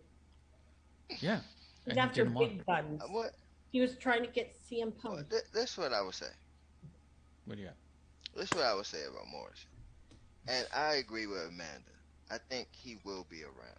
And the reason why he will be around is because of what y'all was just saying. You can't really take experience from somebody, right? 20 years in the game, you done seen it all. You know all the tricks and the trades too. So I think with that's valuable, and especially to a company like AEW. So for me, I think he will stick around. Now, I know you keep saying they didn't sign him, but these things are just for, formal things. Like, all right, you come back next week, just like me. I didn't sign nothing with y'all. With my people. I didn't sign anything either. We have to sign stuff? Wait, are we getting money now? Say, wait. I can't have Klump sign too much because he draws wieners on everything. So we try and keep as much paperwork away from Klump as possible. That's my signature. That's not blame my parents. Well, the other thing is like Jack Evans. How long has Jack Evans been doing it? They didn't re-sign him. They signed him the once, and he's gone. He was in the middle of a tag team. Jack Evans is problematic, though. Is he? Yeah, he's got issues. He's no Johnny. No. Angelica of the team, Angelica is more spirit of the two of them, in my opinion. But no, Jack Evans has a lot of weird issues. Like, I was gonna ask, is Tony Khan paying you via PayPal that your girlfriend from Mexico, that's her account? Because you can't have a bank account or other weird things for some shady reason. Yeah. So, yeah. Six Crows in the chat. He says, according to their website, AEW has 103 signed men and 24 women. None of which is John Elite, so. You, man. Okay, I'm Tony, just saying, you fantasy booked you kept saying for weeks about who he was going to sign from ROH, and I said he already signed everyone from ROH he was gonna. And what's happened since then? He's brought in no one else from ROH. You always think he's got some plan, and he doesn't. He reacts. Tony reacts to what he wants right now. And as soon as someone's available, he either throws money at him or he turns away. Well, he doesn't negotiate. Well, see, Tony Khan, if he wants to really be like WWE, you sign damn Johnny, insert your name. He could do Boone too, because Boone, as I've been saying, is a great movie, Boone the Bounty Hunter. Yeah. And yeah, you got a franchise right there. Don't even present the possibility Tony, you gotta hire Amanda. I'm sorry, Klump, but Tony gotta hire Amanda there. He does, but also for the love of God, I don't want an AEW films division, because then we're gonna get some BTE fucking movie. No. They won't. No. We don't need Lethal Weapon with the Young Bucks, that's for sure. No. We need Lethal Weapon with Jay Lethal. No. Jay Lethal Weapon. Maybe Jay Lethal Weapon. No, because you're gonna get like Swerve in a movie. You're gonna get Starkey in a movie. Oh God, that would be. You're gonna get like 3 Amigos, but it's gonna be Young Bucks and Omega, and it's gonna be trash. That'd be great. It's not great. Can you imagine a movie with the Best Friends? God, no. God help us. Oh, I'm really yeah, glad- but play it like a serious drama and have the star be Orange Cassidy, but have it be all played serious. Like, just like, it's just straight serious. Like, it's like a horrible, like, sad Well, movie with them. I Everyone else. think I think Best Friends is going away. They should They definitely made go away. that perfectly clear, and I am so happy that we're going to get Roppongi Vice because I love fucking Rocky Romero, and I've loved Roppongi Vice. Now I just need them to wrestle so I can see Roppongi Vice finally. Do you think they're getting to a point where they're going to not renew Chuck Taylor, but they will renew Trent? Do you think that's where we're going? Yep. Mm-hmm. Yeah. But to be Kinda quite what I think, honest, if you were to ask me, I think that Trent is the better wrestler of the two of them, because I don't think that, Tony to me doesn't look like he likes a certain type of comedy, but he doesn't like the Chuck Taylor type of comedy. Yeah. And I think that he knows he has gold in obviously Orange, and then the reaction with Roppongi Vice. Yeah. Yeah. Yeah. So, And they've already changed Chris Statlander to get her away from all that, and yeah. And then Wheeler Yuta, he's already broken away. Yeah. Yep. So yeah, I think they're winding it down. Was there stuff in the show in general? I mean, there's a lot of Owen Hart tournament stuff. We had so Samoa Joe won that one. Kyle O'Reilly won his Ray Phoenix, which by the way had my favorite part of commentary the whole night. O'Reilly got hit, and JR goes, "Oh, O'Reilly." I was like, why the fuck did he do that? Doing little I auto wondered how much parts. he had to drink last night. Loved it. It was great. And then you had at the end you had Adam Cole beat Jeff Hardy for it. So it makes me think that we're getting O'Reilly and Adam Cole in the finals, right? Boring. Because they had that whole thing with Samoa Joe getting his shoulder all messed up and piped down at the end of it with Sanjay and whoever his lackeys are. Yeah. Makes me think that O'Reilly's going to focus on the shoulder, get the win over Samoa Joe, and then you're going to get O'Reilly and Adam Cole again. Hooray! Yay! Because I mean, if they do that, that also means like, okay, cool. Like, you're gonna cash in on two WWE stars and give them like this time that you could give other people that you've also got here that might be kind of cool to see. Like, I mean, you have Samoa Joe who has not wrestled in a significant amount of time. That'd be pretty cool. I don't know. Just Phoenix getting something to do. Yeah. Because he's that good. I mean, But again, I don't know. You might have 106 people, or was it 106 men that were? We give a fuck about 10. Yeah. Not even, like more like 9, maybe 8. Yeah. Shakes, what do you think? Shakes, you ready for O'Reilly versus Adam Cole again? I mean, the Kyle O'Reilly match, this Dynamite was good though, right? With Phoenix? Yeah. Mm-hmm. Yeah, that was a great match. I think I agree. Ray Phoenix always gives out good matches though. Mm-hmm. What was you gonna say, Klump? Oh no, I was gonna say I agree with you. I think it was a really good match. Yeah. Yeah. And so, to answer your question, do I really want to see Kyle O'Reilly, Adam Cole? No, I really don't. Mm-hmm. I'm not really interested into it. Like you said, there was many other guys that they could have done this with.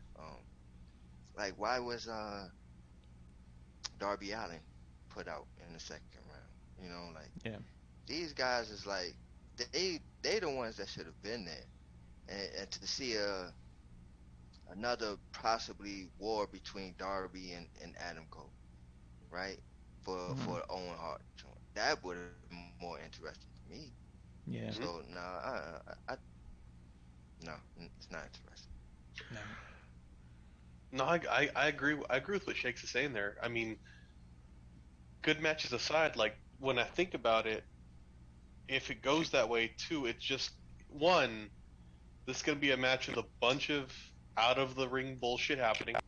It's a match to a story behind it that you could do in a lot of different ways. These guys have name value. You could do it outside of this tournament to make it interesting.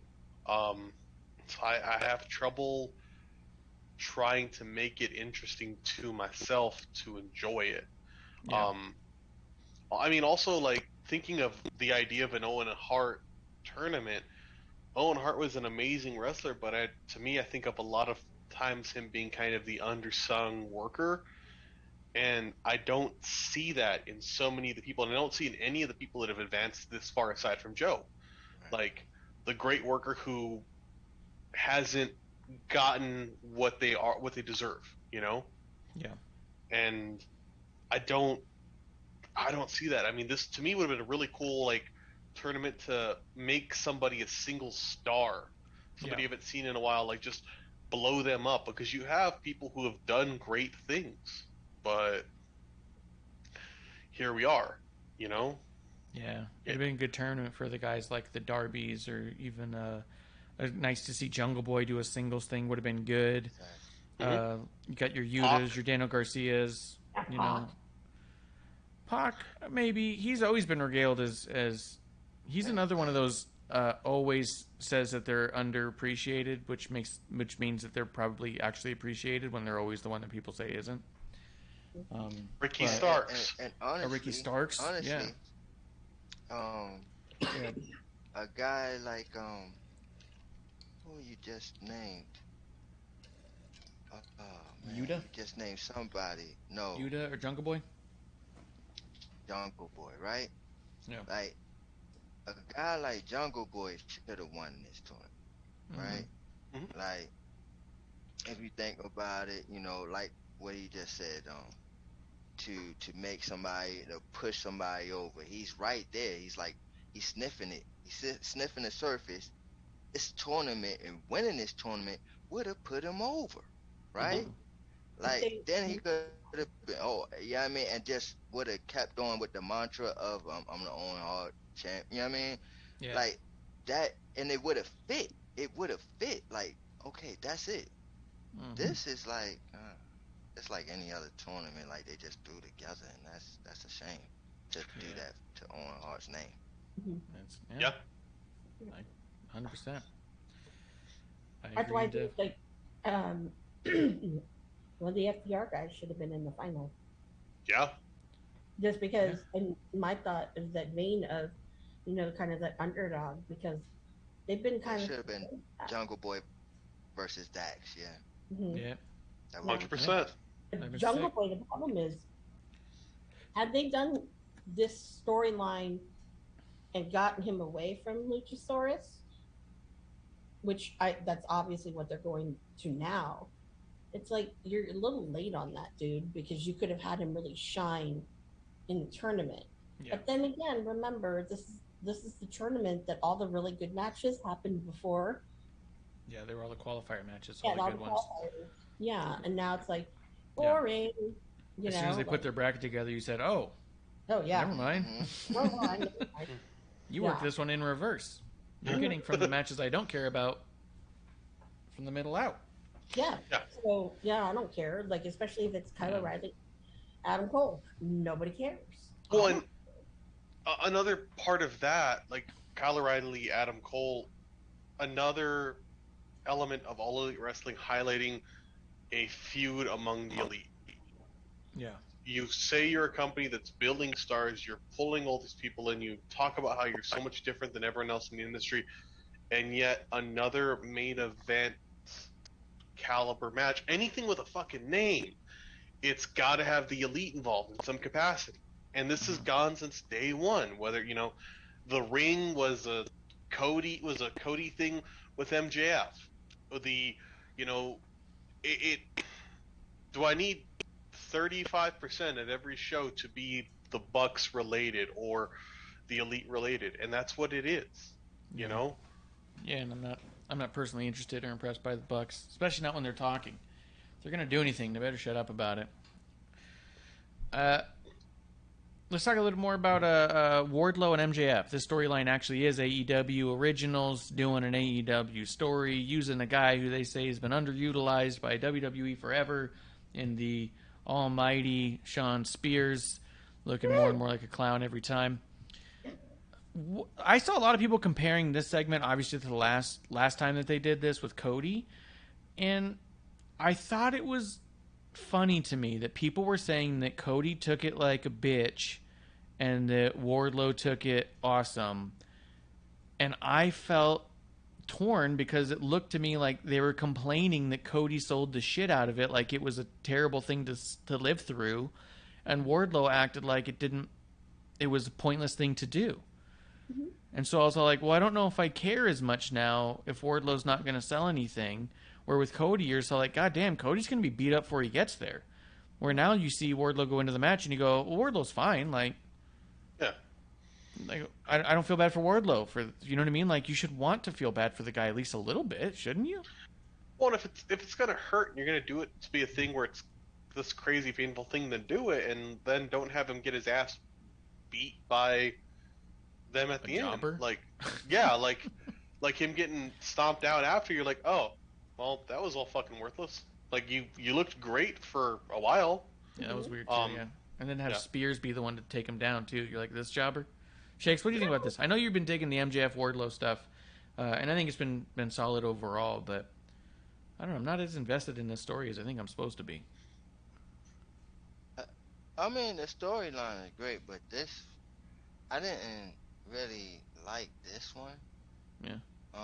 It didn't really make a lot of sense to me, and for him to just stand there and just act like it was nothing, I don't know. I just could not read it right. Like, I'm like, okay, yeah. So what is that going to prove, and what is that proving? That he's so tough he don't feel a lashing? I don't get the concept of this. Like, I just, it was just weird to me. It was all weird to me. Everything about it was just weird. And again, like you said, I like this war. I like this. I'm invested, War Pig and everything. But this was like, Well, and I like that you threw that out too, because like in terms of how weird it was to me, just the way that they shot it on camera, like you have him facing out, and if you're gonna do that, like part of it is showcase the damage done, right? And that's true. It's him facing camera and the rest of the crowd, and I'm like sitting there like, I don't even know if he's being hit. I don't get this. It just seemed really weird, and that's true. The first few of them, I actually thought he didn't get hit at all. I thought that he slapped the ground or something. Yeah, and it's meant to humiliate, but it just seemed odd. Like, it just seemed kind of. Like, there's not as much subtlety as there could have been. You know what I mean? Yes. Like, if Wardlow had sold it like he was in pain but trying not to sell it, that would have been something else. Could you been like, oh shit, dude, look how tough he is. He's not selling it. But you can tell that there's like pain in his eyes. Like, if there's dudes who can do shit on that level, like a Kevin Owens would be able to do that. You know what I mean? Mm-hmm. Like, be able to. Go ahead. And I'm sorry, my bad for cutting you off. But and then, like, you know, it was the one that really like got to him where he actually reacted, and then he stopped himself and he's like, okay, you got one more. Yeah. What's that about? Yeah, it was that same. I was like, I mean, if you're gonna do this, like, build it up. Like, I think of like a Stone Cold too, or somebody's like, they're gonna get hit and they're just like, you can see it, but they're like, okay, I got it. He's no selling it at all. And then when he says one more, right? One more, you should have broke the damn handcuffs and all that. That's how mad you should have been, and then beat up everybody like you usually do. Like, that's nice. Yeah. I mean, this was like weird, and I'm sorry, Klump, but that was weird. I couldn't say it better. Like, I agree with you 100%. It was just odd. It was oddly executed, oddly done. Felt weird after. Like, yeah. Like, yeah, and then to have Sean Spears standing tall, I thought it made the whole thing even seem less than. Because Shawn Spears has not been portrayed ever in his entire career as a threat. And so for him to be like standing on him, I was like, I know there's part of it where it's kind of like, oh yeah, that's like the funny bit is that the jobber's pretending he's a tough guy. But he got the licks in at the end and then stood on top of him, and then they tried to make it look like, oh, look at, not the C4. And I was like, what the fuck? Like, it was just weird. Like, Shawn's got no business in there. Get him out. Well, and also him doing that move on Wardlow, like, whenever, like, I don't know if, I've not seen him do the C4 a lot, but him doing it, I'm like, cool, so you just felt like it looked like he couldn't carry him. So it made him look like shit. I was like, okay, well, Yeah. maybe change your move up if you're going to try and do it on somebody that weighs about as much as you do. Yeah. I thought maybe I was judging it harshly. Did you guys care a lot about the Paige match? I liked it. I thought Paige did good. I liked the guy that they brought in for DDT, Takashita. Yeah. Thought he showed up well, and everyone's been really speaking highly of him. And he did. It was a damn good match. He bumped. He looked good.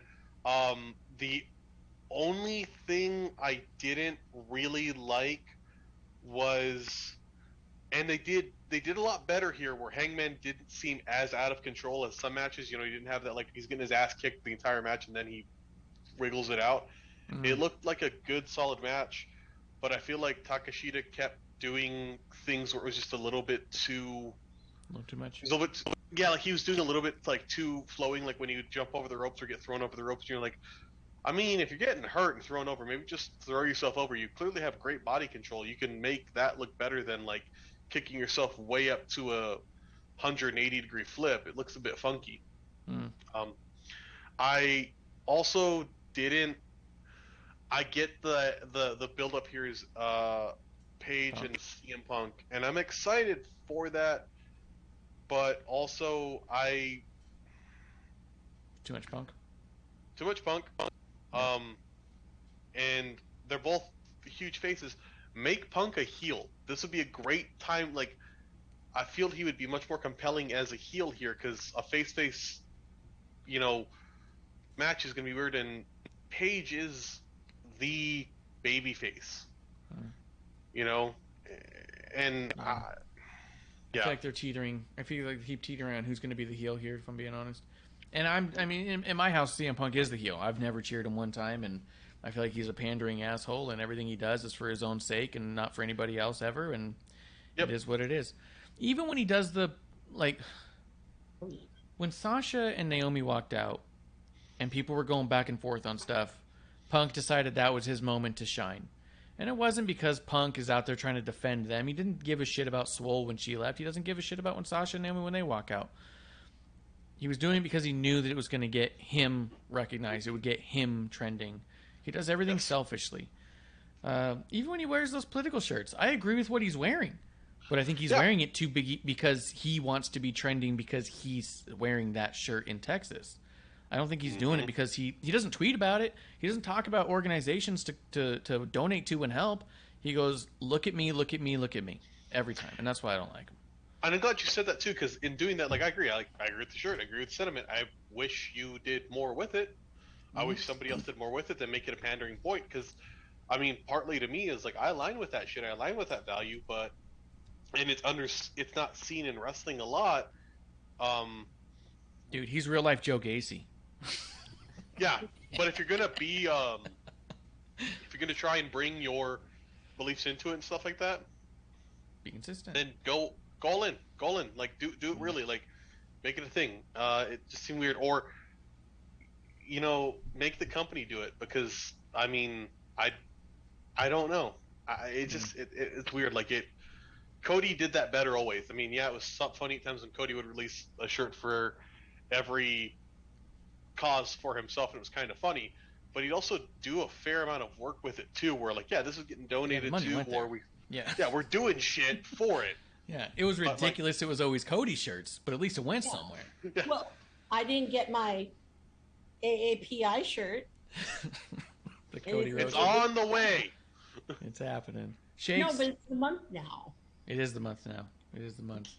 I did get a kick out of that though, with people doing the Cody memes where he's got like the African hat on. And he's all like, he's listening. And like when Sasha and Naomi walked out, he's like, oh, I got you. And then like someone even posted one right away when because Naomi and Sonya were having the feud when he showed up.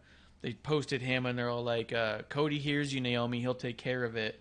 And then when Sonya got, relieved of her official duties, they're like, see, Cody's already doing the work. But that aside, at least they went to a charity, right? Shakes, what do you think about Paige, CM Punk, all that stuff? I agree that CM Punk should be a heel. Boo. And I think that's where they're going. That's where they're going. I want they them even to.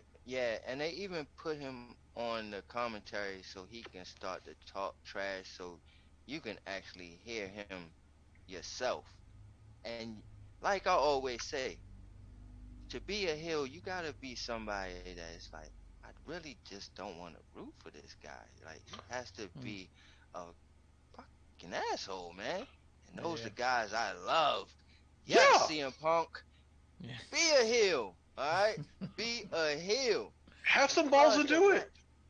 Like, and he'll be perfect to do it. He'll be perfect. His character 100% is one. Yeah, man. Exactly, man. You might as well. And then like, you have this mantra where some people would put you in a wrestling's Mount Rushmore, right? Like you kind of have this Hulk Hogan-ish figure, right? Yeah. Like what I mean by that, I know you sitting there like, no, Amanda, but what I mean by that is like, you're such a star that you're doing movies, you're doing all these other things, that you can come back to this business and say, well, this is just secondary. Screw it, right? Yeah. And that can be a snobbish way for you to just boo this guy. Like, man, screw him then. I'm telling you, man, it will work. CM Punk as a heel is awesome. I think that's what they're doing, and they need to do that. As far as the match, I wasn't really interested in the match. I knew Hangman was going to win. Like, well, what are you doing? But I did like that, that they had CM Punk on the commentary while he was wrestling, because then he was saying a little slick shit that I was like, yeah, okay, I see he's about to turn heel. He's about to turn heel. Go ahead. One thing I didn't like that I think was just kind of weak shit that Hangman needs to do better at is like when they did the like face off, like, come on. Yeah. I wanted Hangman to step up to him better, because like it was just like, man, he just circled around him and shit. Like, what was that? Funny. Like, what is that? Yeah, like pointers from me. About to say it looked way tougher when you got in Ospreay's face than when Paige got in Punk's. Yeah.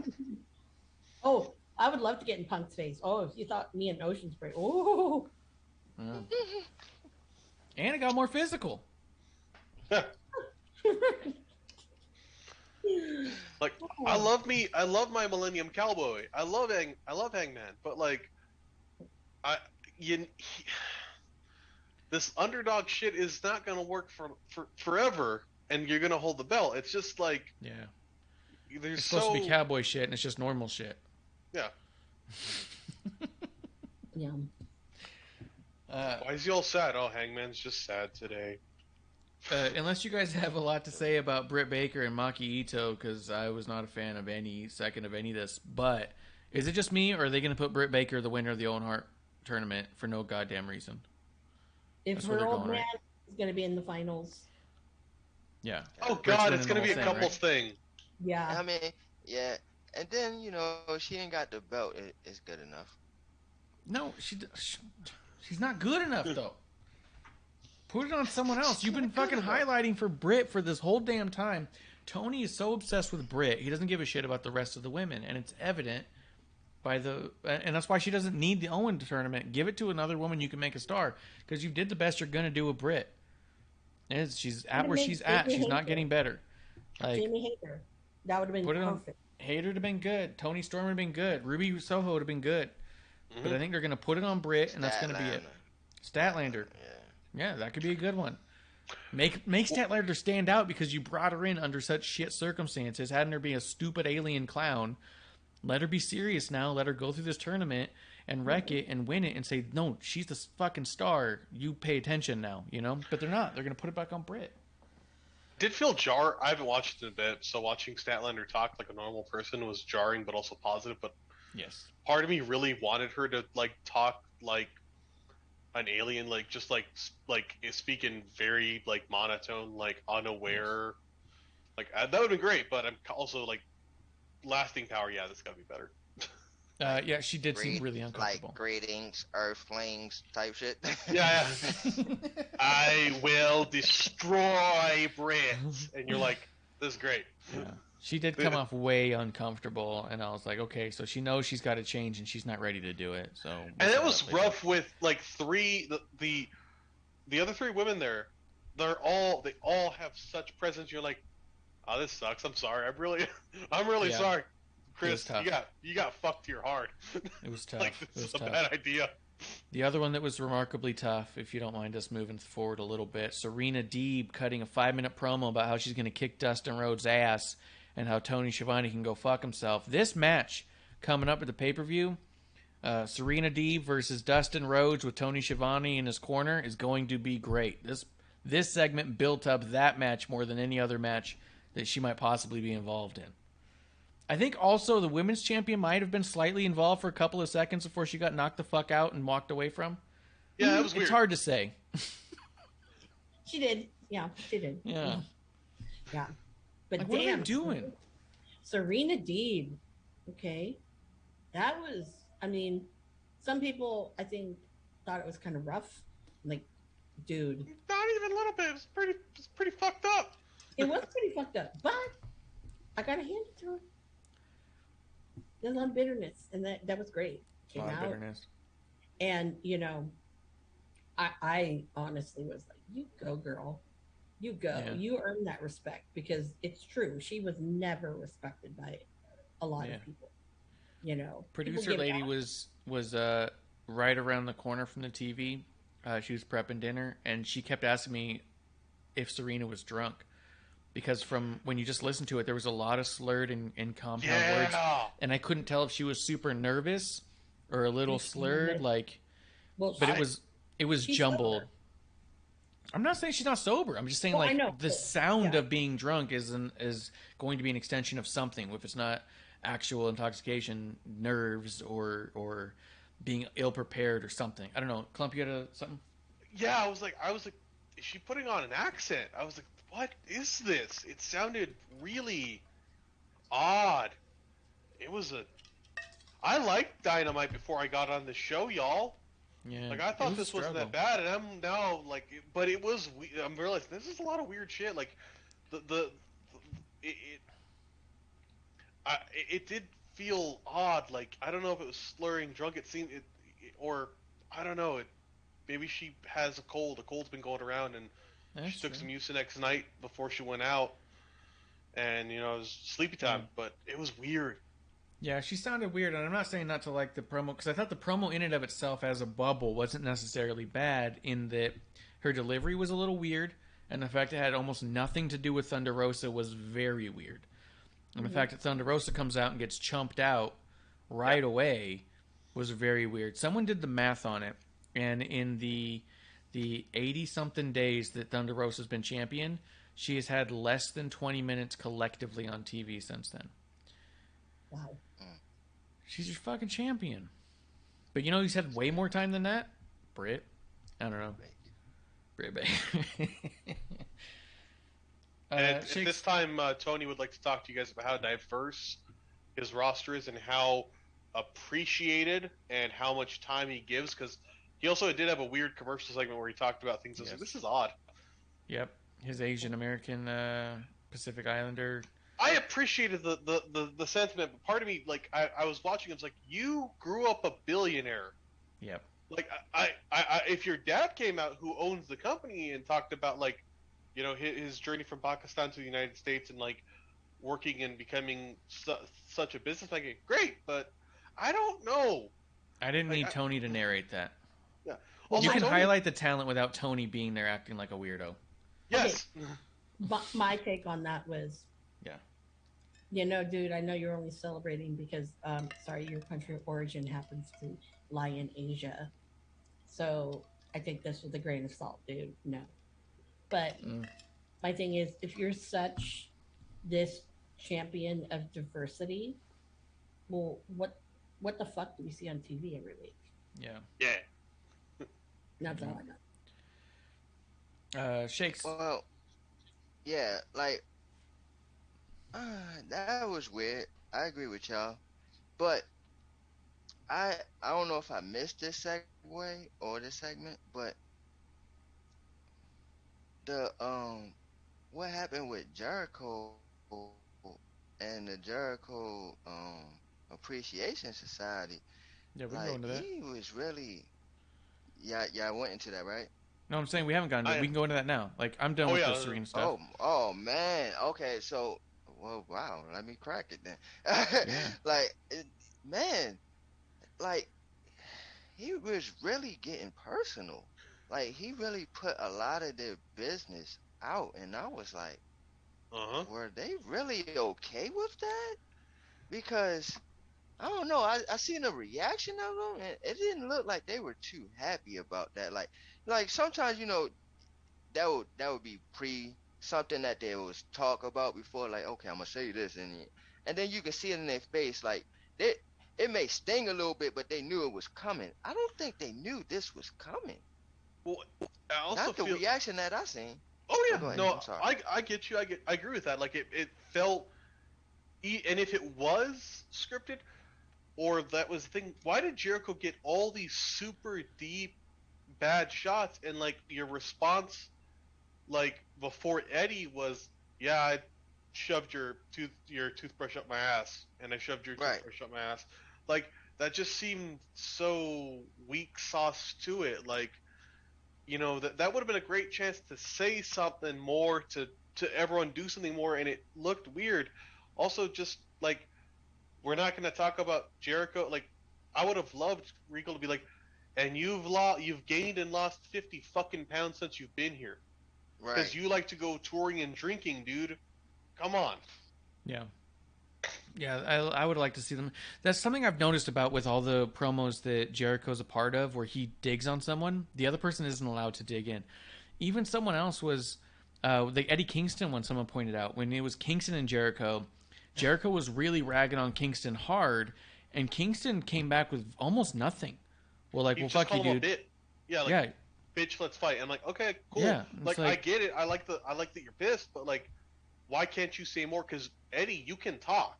Yeah, you can talk and you can fucking go for it. Talk about his fucking obvious hair plugs. Talk about his incredible weight gain. Talk about how in 2 months he suddenly lost it all. Are you on the sauce, dude? Like, fucking burn him. Like, say, if you want to take shots about me and my family and my demons, let's fucking not pretend that you're not out here looking like a former self. You had the entire NBA fan base calling you a fucking washed up has-been and laughing at our whole company. You had our whole company in a bad light because you couldn't keep your shit together. You know what I mean? Like, fucking dig on him, but he's so fucking protected, it's annoying. Yeah. Because you watch it and it's not like, boo. It's like, you watch it and go, why the fuck are the badasses just bowing down? You look like Iggy Pop ate Iggy Pop. Like, you look sad. What is this? Yeah. Yeah, I got you. And I get so upset with Eddie Kingston. I was behind him so hard. Mm-hmm. And they have just softened him up. He comes. It goes back to that. He talks all this shit and is never able to back it up. And then when it really comes push to shove and someone starts really ragging on him about something, all he says is "fuck you, dude." Like, and it's never what I know he can be, and it sucks because you're like, I can't even buy into you. Well, and if you're gonna do that and like have him say "fuck you, dude," try and fight. Why let anyone hold him back? Let his ass run out there and go, and then have it be a blow up. Yeah. To do that and then like. Get in the middle, like, no, I'm sorry, like, let him go, let it be a thing, let this happen, you know? But he's coming off like a dude who's picking a fight who doesn't want to be in the fight. Mm-hmm.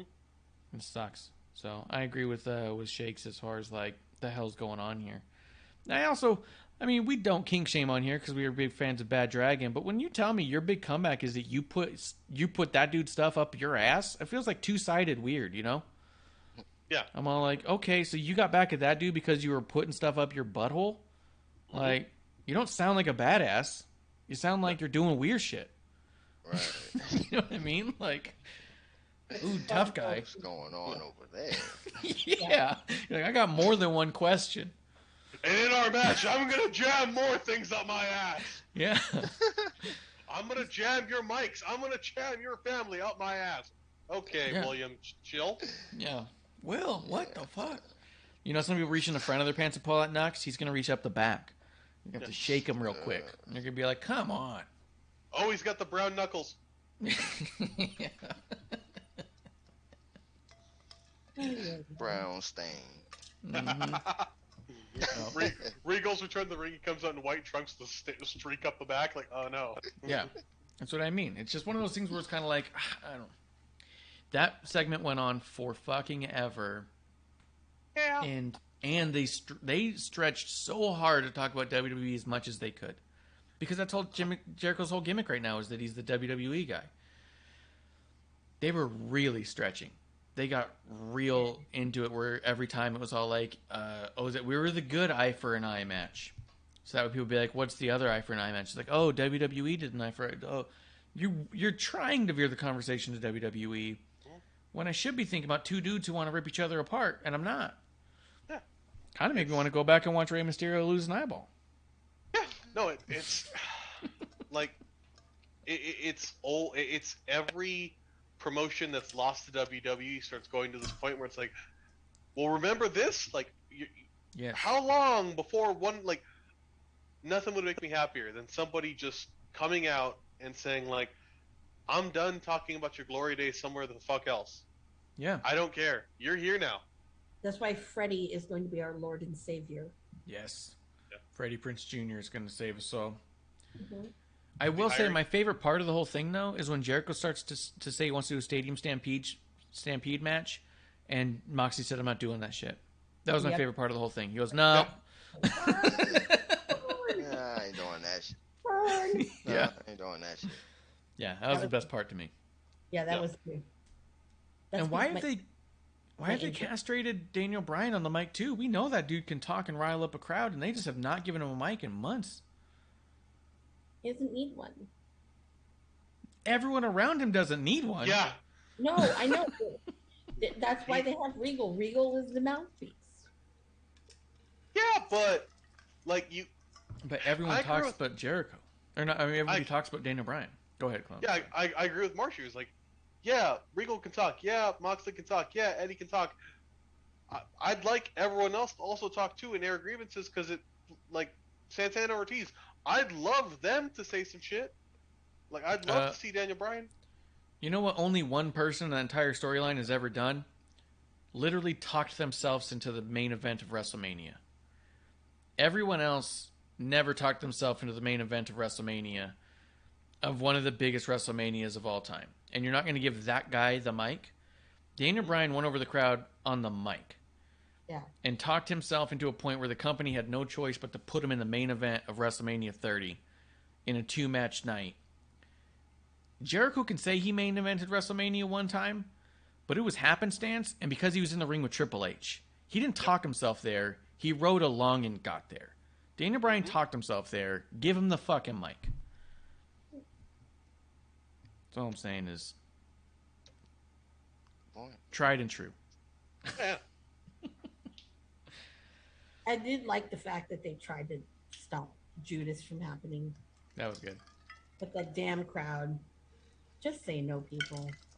Well, I that would be, I think, maybe Really love to sing that song. one. I noticed this more and more is they start it and they have about 15 seconds before anyone hits that entrance ramp, so the crowd has to sing it. Yeah. Like, somebody talk about that. Like, why, like, make fun of Jericho. Like, I call Jericho out on it. Your contract's fucking amazing. You get it so that these dumbasses sing for your shit, and then you come out. Like, no. Dude, I love on Chris Van Vliet, Jericho was on there, and he said that when those fans started singing it was so organic, and they never expected it to happen. He goes, we never prompted them to do it. He goes, we never gave them lyrics. And I was like, you literally did. Mm-hmm. That was a whole thing. You guys tweeted out the lyrics and said, "Oh, don't go singing it." Like people weren't on to what you were doing. Like he's already. It happened less than less than 3 years ago, and he's already trying to pretend that it didn't. Maybe he did take a lot of notes from Vince McMahon. You know, rewrite history right away. Get above it. Well, yeah. no, I was supposed to go next week to Las Vegas. I mean, it's not happening. I'm a little sad about that. Thanks, Tony, for whatever. But anyways, on the cruise, I did not sing that. I was like, yeah, I'm the only one there. Well, actually, there were a couple other people, but I was like, nope, you're not getting me to sing this shit. Dude, I went to a Fozzy concert and I was one of 3 people singing it. No one was singing it at a Fozzy concert either. Apparently, they were when he was in San Francisco recently. Well, because wrestling fans came to that one. When I went to the Fozzy concert, he wasn't in AEW. He still had the light up jacket. He was on hiatus, so no one knew it Was yet. that when he Dancing with the Stars too? I don't know about that. That could be. Yeah, he Probably. did do that. That was a role. Anyways, but no, I mean, I was at the last show he ever wore the light up jacket too, just for the record. So. Yeah, no, he. But yeah, no. Was there something else about that segment you wanted to bring up, Shakes? Or were you just saying that it was weird? No. Yeah, that was. Yeah, that's weird. It's So such a weird thing to me because they're getting real close to this pay-per-view, and this is really close to the go-home show, and it seems like a lot of things just got real sloppy here at the end of these builds. Right? Yeah. And I wouldn't say the show was inherently a bad show because the wrestling was good in almost all the matches. Mm-hmm. But a lot of the in-between was kind of like, that was weird. You know what I mean? Like, the stories were all weird, but the matches were good. And so it's like, that's probably why you walked away thinking like, yeah, not a half-bad show, Klump. You know, like, because by the end of it, you're like, yeah, I saw a bunch of wrestling matches that were solid. But when you kind of really go back and say, like, what did I see here? Everything between the matches was, like, awkward and weird, and what are we doing? You know? Yeah. Tony Storm looked good. Toni Storm looked great. She didn't say a fucking thing or do anything, but she looked great. But she didn't have to. She did not have to. Because her presence just was, that was it. Yeah. That was it. Yeah. I like her music. Is kind of sounds like Barracuda. Sounds like a knockoff version of Barracuda. Yeah, I was gonna say that. Yeah. I noticed that. But I think that I don't think Tony has gotten the concept of building one of these, the big marquee pay-per-views. I don't think I agree. He doesn't have that concept. Yeah. It just is still his like ADD, I'm on drugs kind of. Oh, okay. Yeah, but I don't know. Yeah. I don't know. It's very disappointing. Oh yeah, by the way, Yeah. this is the I just tried the Cutwater adult popsicles. This is my not sponsored salute. Mango margarito. Theirs is a thing of margaritas. So there's mango, there's strawberry, there's one that's just like salt. It's called Cutwater. Yeah, those are the ones that do like the Mai Tai in the can and the Moscow Mule. But anyways, so I tried them, and it's like alcoholic otter pop.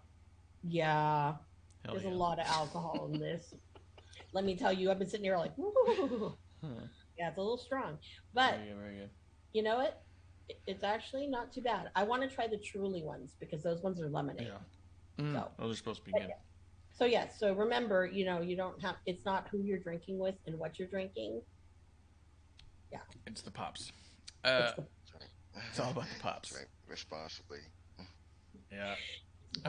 Was there anything else on AEW that anybody wanted to break down at all? I think we covered. Well, go ahead, man. Just watching, the other stuff throughout the week, I think they're starting to pull away from Dark Order.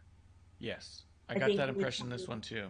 Yeah, and I think with Stu not re-signing, and now you have the tag team of 10 and 1. Yeah. That's not happening.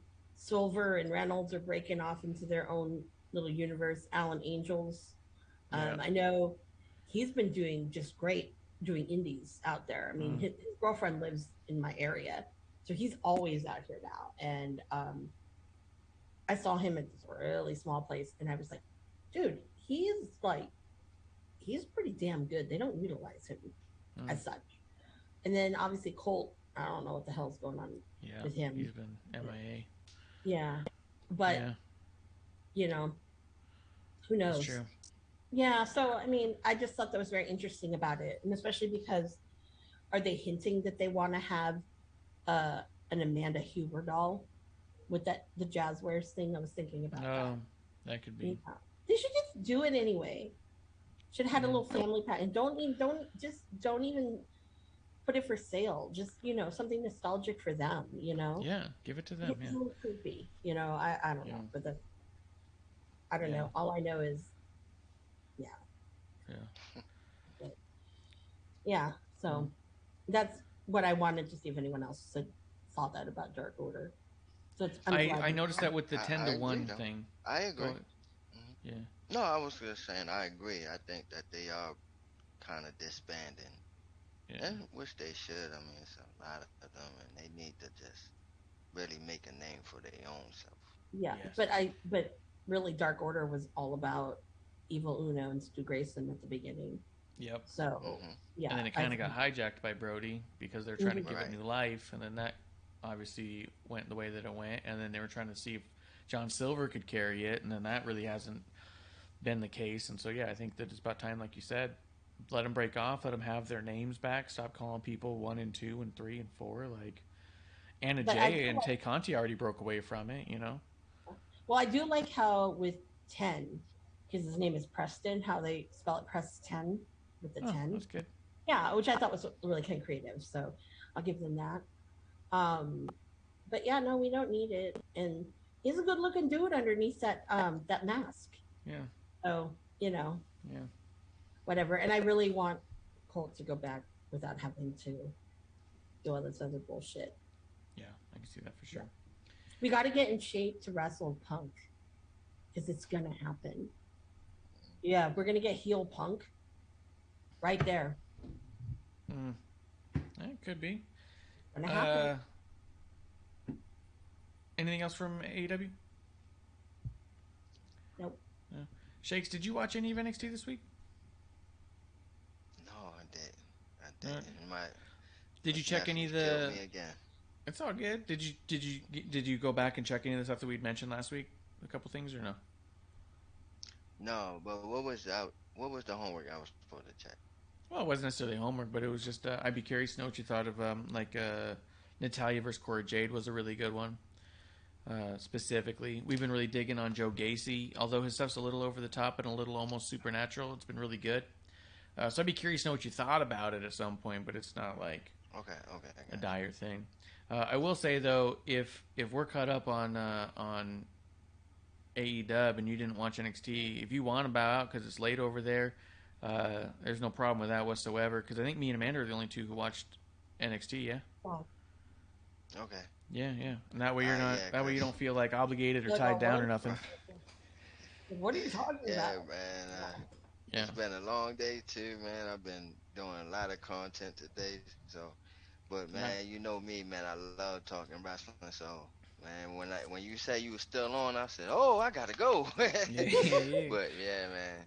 Yeah, absolutely. We appreciate you coming through, dude. But that's why I set it up this way with this kind of overlay, so that way people can kind of jump in and out and make it a little bit more fluid that way for if we have to break off, But if you do start watching a little bit of NXT, I think some of the highlights really that kind of stand out. If you can watch like Legado del Fantasma once, Santos is so good, dude. Santos is so good. Oh my god. I'm like, why isn't this man on the main roster? His whole fasting. Well, except for Elektra Lopez. Yeah. Check it out. My little nephew. I'm gonna get him to say some things sometime because he's a hardcore NXT guy and he kills me because he watched the show. He loves the show, by the way, and he's like, man, it was getting on you because you ain't know nothing about NXT. I was trying to tell you, you need to watch it. And I was like, I know. Braun Breaker. I mean, there's a lot of good reasons to watch. I would just be curious because of our earlier conversation about Swerve. I'd be curious how you would receive Carmelo and Trick Williams as a team. They got kind of that same kind of. I'm a Melo fan. Oh yeah. Every time he shoots, he don't miss. That's right. Yeah. Him and Trick both have been like impressing me more and more every time they do something else. So. Trick is getting really good. Dude, and Carmelo's got arms like legs, dude. Mm-hmm. He came out and he leaned up on the rope, and I was like, "Fuck, are those quads?" Like, I'm like, Saquon. But thank you again, Ref Marsh. And it was nice talking to you again, Miss Amanda and Klump. I know if you're listening, it was nice meeting you, brother. And I hope to hear from y'all again next week because I will be here. So. Yeah, for sure, dude. We'll be talking to you soon. Yeah, okay. Thanks, Shakes. For coming. No problem, man. Have a good night. Cool. Have a good one. Yeah, I don't want to tie him or Klump whenever he comes back. We'll let him know too. Because I don't think he got a chance to watch, so he could always break away too. That's what I thought was nice about this new kind of layout is it feels a little more freeform in that regard. But that gives you and me a little bit of time to talk NXT. So last week's NXT you missed, right? Well, I watched parts of it afterwards because I had to watch Natty and Cora Jade, which I loved. But wasn't that great? Natty. I mean, we've said it before, but it's Natty. I just love her so much, and it was great. I mean, it was beautiful. Really Klump, did you watch any? You didn't watch any NXT, right? No. Yeah, it was all good. If you want, I don't want you to feel like you got to stick on. If you don't want, I know it's a little bit later for you with the stuff you got going on. You can bow out because I have the set up the way that it is. It's a lot more fluid. Like Shake's already dipped out because he's on the East Coast. I don't want you to feel like stuck. And that's what I liked about this layout is it's more fluid for in and out. Well, with that, y'all have a fantastic night. It was a pleasure hanging out with y'all. I'll see y'all next week. Yay. Yeah, and I don't know if you heard it, but Shake said he really liked meeting you and he hopes to see you more. So, hell yeah, I'll be on. He was awesome. I'm excited to see more of him. See you guys. Absolutely. We'll see you later, man. I know he's got to take care of like some kids around 9 o'clock a lot. So, but I'm glad you got to see Natty and Cora because that was killer. What have you been thinking about what they've been doing with Gacy?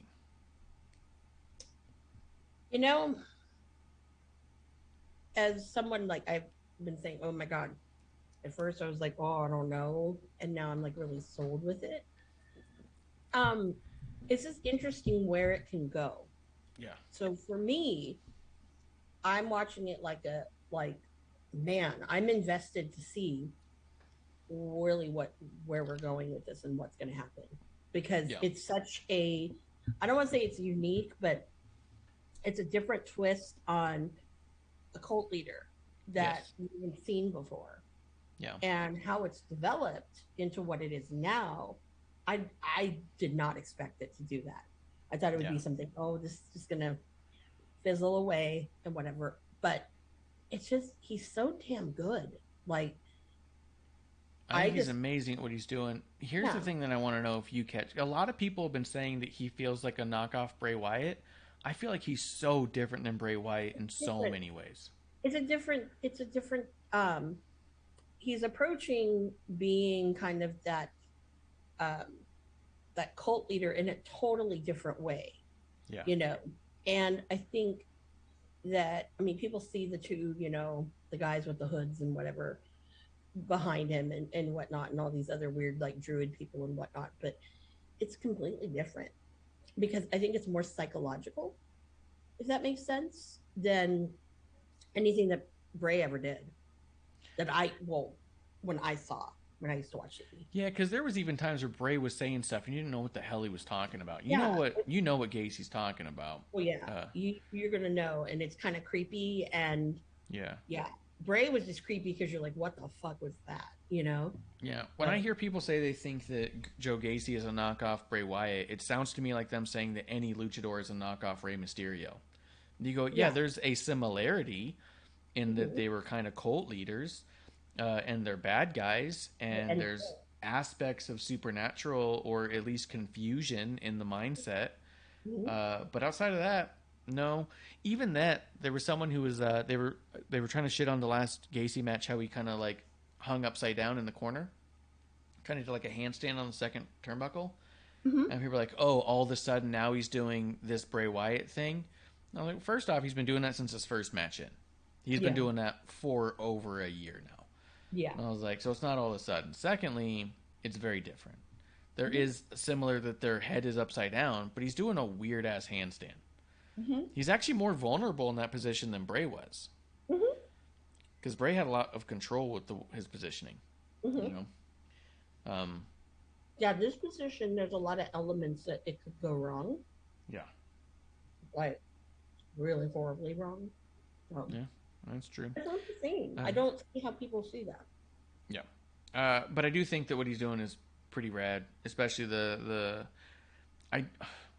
I don't understand the stipulation, though. He said if Braun loses his emotional control, he forfeits the title. Like, how the fuck is that even measurable? You know what I mean? Yeah, I mean, that was kind of odd. But I'm thinking that him, like, maybe like him, like, I don't know, cracking and not being like the norm of him, because you can kind of see it where he's building kind of a frustration. Yeah. And that we haven't seen him do before. So I think that might be what it is. It would, but I don't know. I wonder if it's as simple as a title changes hands for disqualification.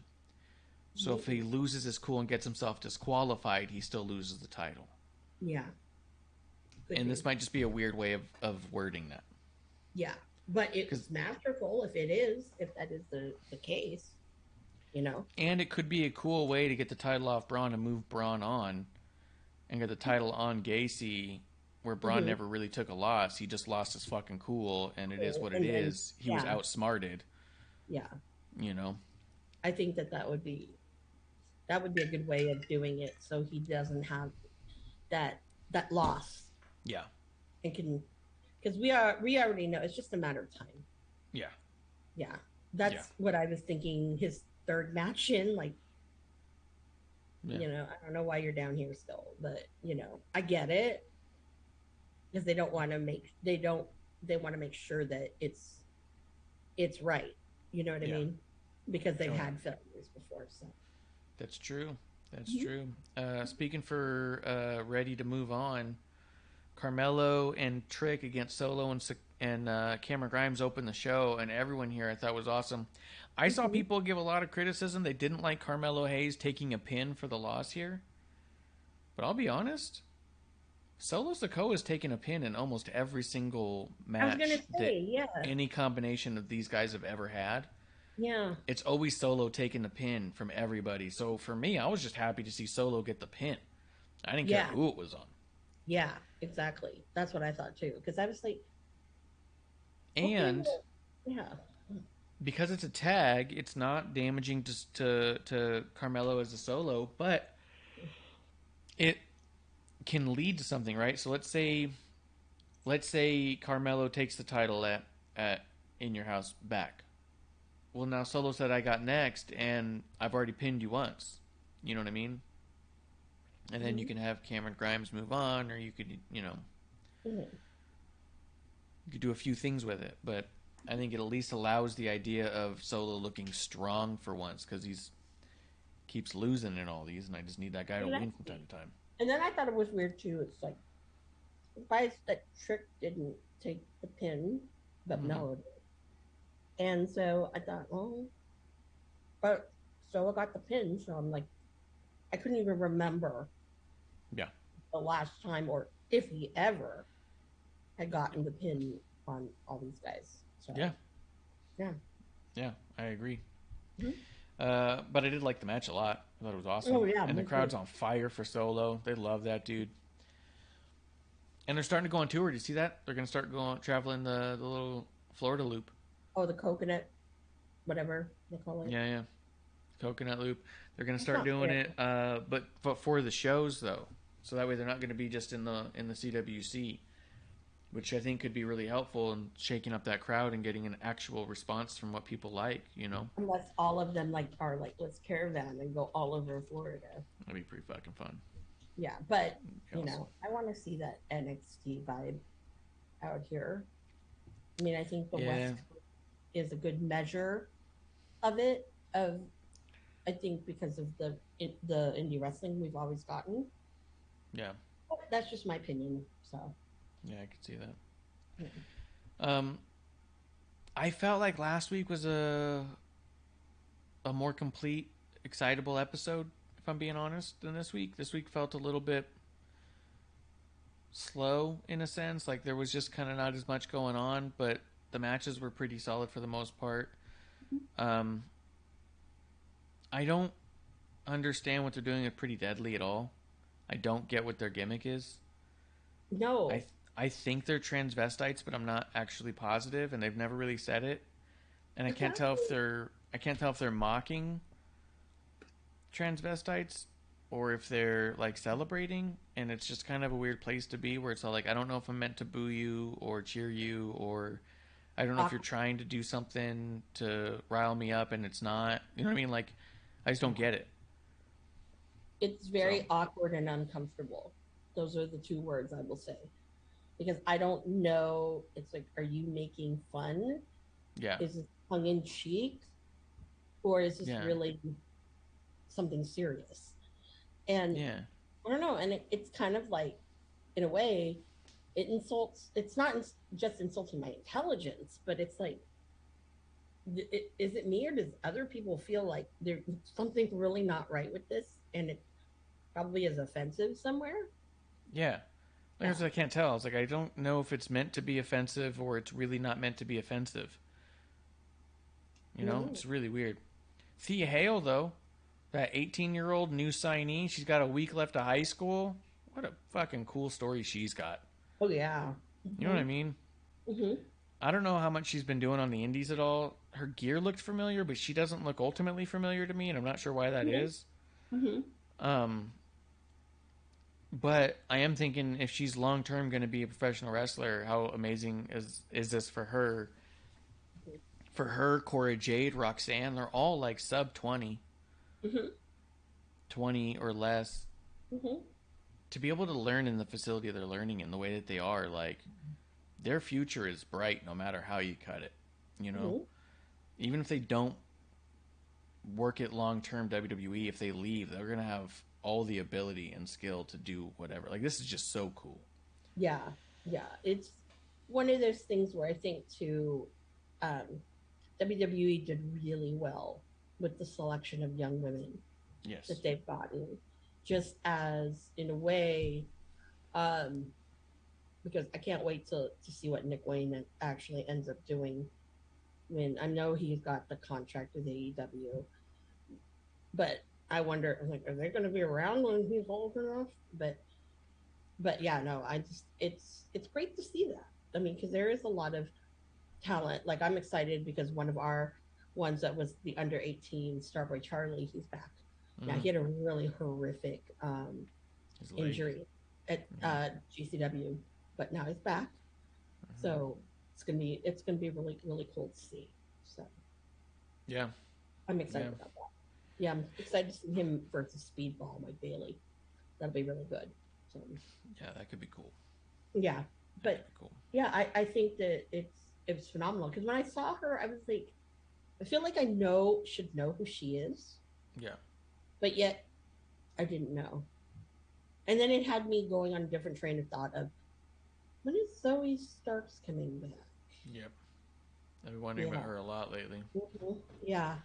Because I would think by now. Her and Io both we've not seen in a while. Yeah. So, yeah. Right. Yeah, we haven't seen in a while. Let's see. Lash Legend, Tatum Paxley. I was impressed by Tatum Paxley, for sure. Yeah. I thought Lash looked better here than she's looked. I like her music, whatever that's worth. But Lash is getting better, Yeah. I don't know. She kind of, in her own weird way, with her development, I think she kind of reminds me of what we used to see with Alicia Fox, where kind of at first it's kind of like a little clunky, a little whatever, but as time progressed, it got a little bit better, and then there was a point where it was like wow, total like 180. So I'm waiting for that with Lash, and I think that probably there's a possibility that'll probably happen. I hope it does for her sake. Yeah, I could see that. You know what I noticed about this episode too? They came up with the reason for every match that is going to happen next week.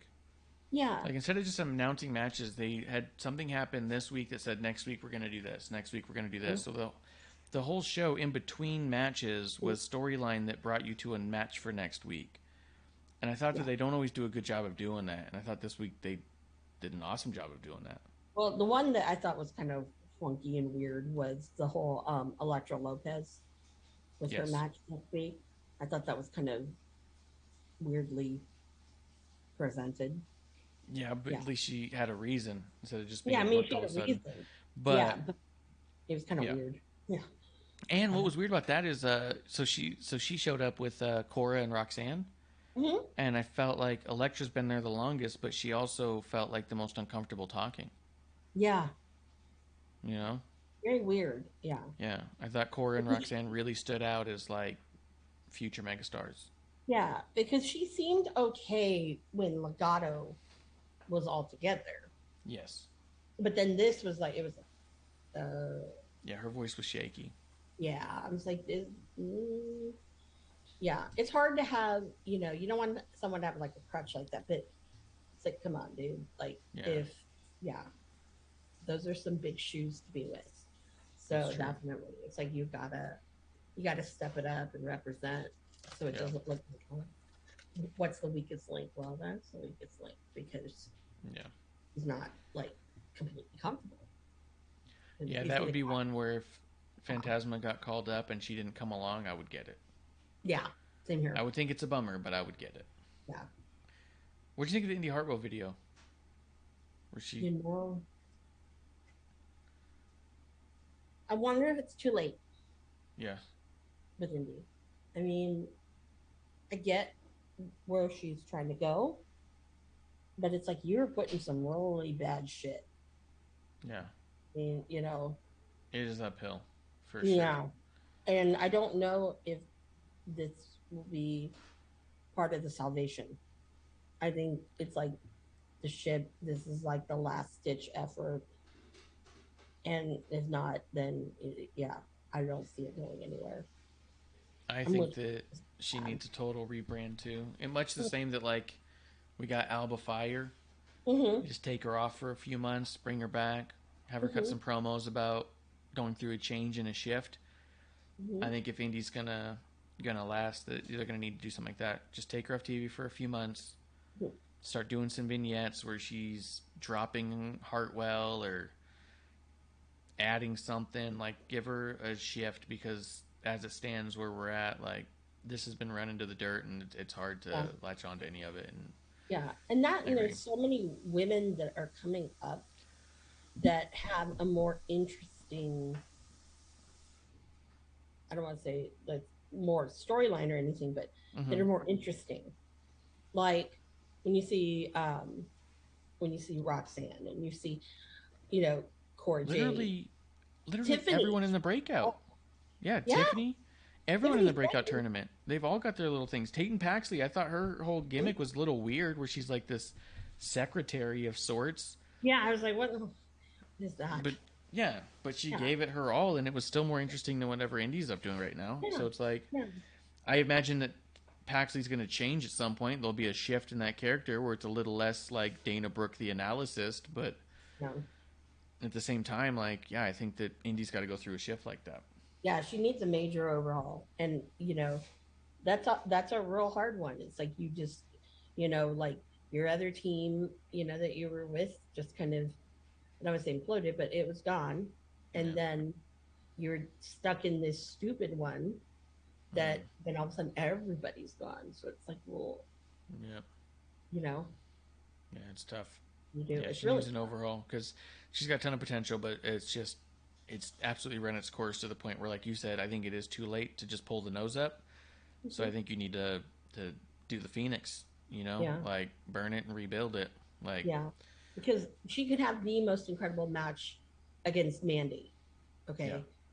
But that's not going to save her, though. No, it'll just be a good match on a show one time. Yeah. And that's it. Yeah. So, she's going to need a shift. Big shift, because I don't want her released or anything. I don't want her gone. I just desperately want to care. Well, and she's in a position now that it's like, what else is there? Almost kind of like with Dakota. You were like, what the fuck is going, Yeah. Yeah. So it's sad, but yeah. And she's actually pretty good. Yeah. Mm-hmm. Yeah. But she seems awesome. And I love the fact that she's a super fan. You know what I mean? Like, she seems like everything's cool there. Like, we were so excited about her when we first started seeing her on TV. Even the first couple times we saw her, I think she jobbed out to Nia on Raw. I think they did that with her right away. Yeah. Just to get her, like, out there for something. Yeah. We loved it right away because we knew who she was and we knew her backstory and we were super excited. And, like, every time she came out, it was like, go, go, go. And then the more she started getting into the way stuff, it was like, oh, no. Like, the way was I think that was the beginning to the end. Yeah. So I think she needs an overhaul. Yeah, and people were excited at the fans at AEW wanted Johnny Wrestling, please. What does that show you? Snooze fest. They did not want him, so. No. Let's talk Wes Lee. His backstage interview where he talked about Zion and then Nathan showed up and he was saying he had a lot of pent-up frustration and stuff. Then they ended up having the match, which was the match we can talk about for sure. And then after the match, he's back there with a bit of a chip on his shoulder. Sangha was saying what he was saying about, hey, man, it's cool. Those are tough guys. Like, because Von Wagner's a tough dude, all this and that. And then Wes getting in his face. I want to prove that you don't have to be 10 feet to be successful around here. Mm-hmm. He was showing a lot of character, a lot of aggression, a lot of oomph. He come off real natural. He didn't come off scripted at all. Nope. The match was incredible, fast-paced. I started wondering if they might make it a good tag team. That's what I was thinking too, with Nathan. And I was like, man, that was like really... That chemistry was crazy. It was. And for me, because I've seen him wrestle like quite a bit, that it was very, very natural. They flowed well together. I almost I want to see another match of the two of them. But I think that I get what they're doing with the Wes Lee storyline. I kind of am glad they're doing it, and the way they're developing his character with it. Kudos to whoever is like writing this, because it really is, it's being presented very, very well. And I'm mega impressed with it. But, time will tell. But Nathan, man, oh God, that him and himself, I'm like really impressed. Because I really wasn't, I wasn't watching NXT UK. And so I didn't have much exposure to him. Yeah. But damn, speechless. But that'll be an interesting match with Sangha, though, and Wes Lee. That'd be pretty cool, I think. Yeah, I do think too that they're doing an awesome job with the Wes Lee story, because they could have done a lot and they could have done nothing at all. They could have just moved on. The fact that he's in his old MSK gear and it's just that big empty spot where MSK used to be written, I was like, oof. Yeah, that's rough. There's a lot there. But he was doing he still had the, he's doing the MSK thing, but it was the, W. The W. Yeah, which I thought was kind of cool. Really nice, yeah. But, it's nice to know that somebody back there they're invested in him. Yes. Because when I heard that, Nash Carter was going away, I'm like, there goes both of them. Yeah. So what are you going to do now? So I think that they've done an excellent job with it. And I think that because he has and I don't say it's really charisma and swag, but he's always, I think that he's beyond comfortable. And I even thought that too when, MSK would cut their little promos and things like that. He's always had that kind of like that energy. He had it when they were on Impact. So Yes. definitely, I think it's something that it's a really nice testament to know that they they are invested in him, and and because he is damn talented, Yeah. totally talented. And him and Nathan, that match just was like, I was just like, this is like, I think that's probably for me my favorite match the whole night was that one. I think it was for me too, just because if nothing else, like, It was like seamless. It felt like, yeah, you don't see stuff like that on TV. You don't. I mean, you yeah, barely might see it on a Raw or SmackDown, but that was almost like like what you would think a pay-per-view match should look like. yes. Yeah, and then I also, like, you felt like it showed a whole lot of investment in Wesley as a character and a talent, and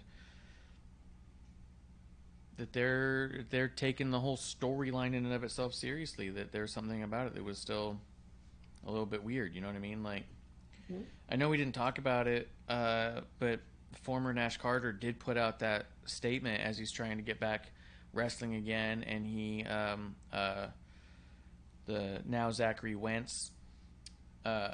He's got a show that we already know was booked that we saw, but he did put out a statement. Do you want to cover that statement at all a little bit? Oh yeah, absolutely, absolutely. And I do feel a little bit bad because I know it's the kind of thing that Klump would have liked to have been a part of, and I Yeah. totally spaced that we hadn't covered that yet. But I forgot about that. yeah, because I mean, it all happened kind of like so fast. I want to say it happened. This was like 3 days ago, and so it kind of all feels like it gets removed from our day to day, right? Yeah. But he did say, no words can truly describe how ashamed and apologetic I am for my conduct in the photograph. There is no excuse for such behavior, and I take full responsibility for my actions and ask for forgiveness. This picture was taken in 2015, a time where I was uneducated on the topic and therefore didn't understand the magnitude of how hurtful it was. In 2020, someone was trying to extort me by threatening to post it on social media. I sent it to my wife to discuss the situation. Apparently, she kept it and then decided in retaliation for the filing of divorce to post it to social media. Regardless how the photograph came to light, there is still no excuse for my actions. Over the past month, I have taken time to reflect on my conduct, to which I express my utmost remorse and regret. I've spent time off social media to refresh and re-educate myself about the horrors of the Holocaust. I truly do hope that this situation will teach and bring awareness to the horrific tragedy that took place, so that something like this will never happen again. I can assure you that this is not who I am or what I represent as a human being. I feel it is never too late to educate and better yourself. If you're ever in the Orlando, Maitland area, take some time to visit the Holocaust Memorial Resource and Education Center of Florida, where you can learn about the history and depth of what took place.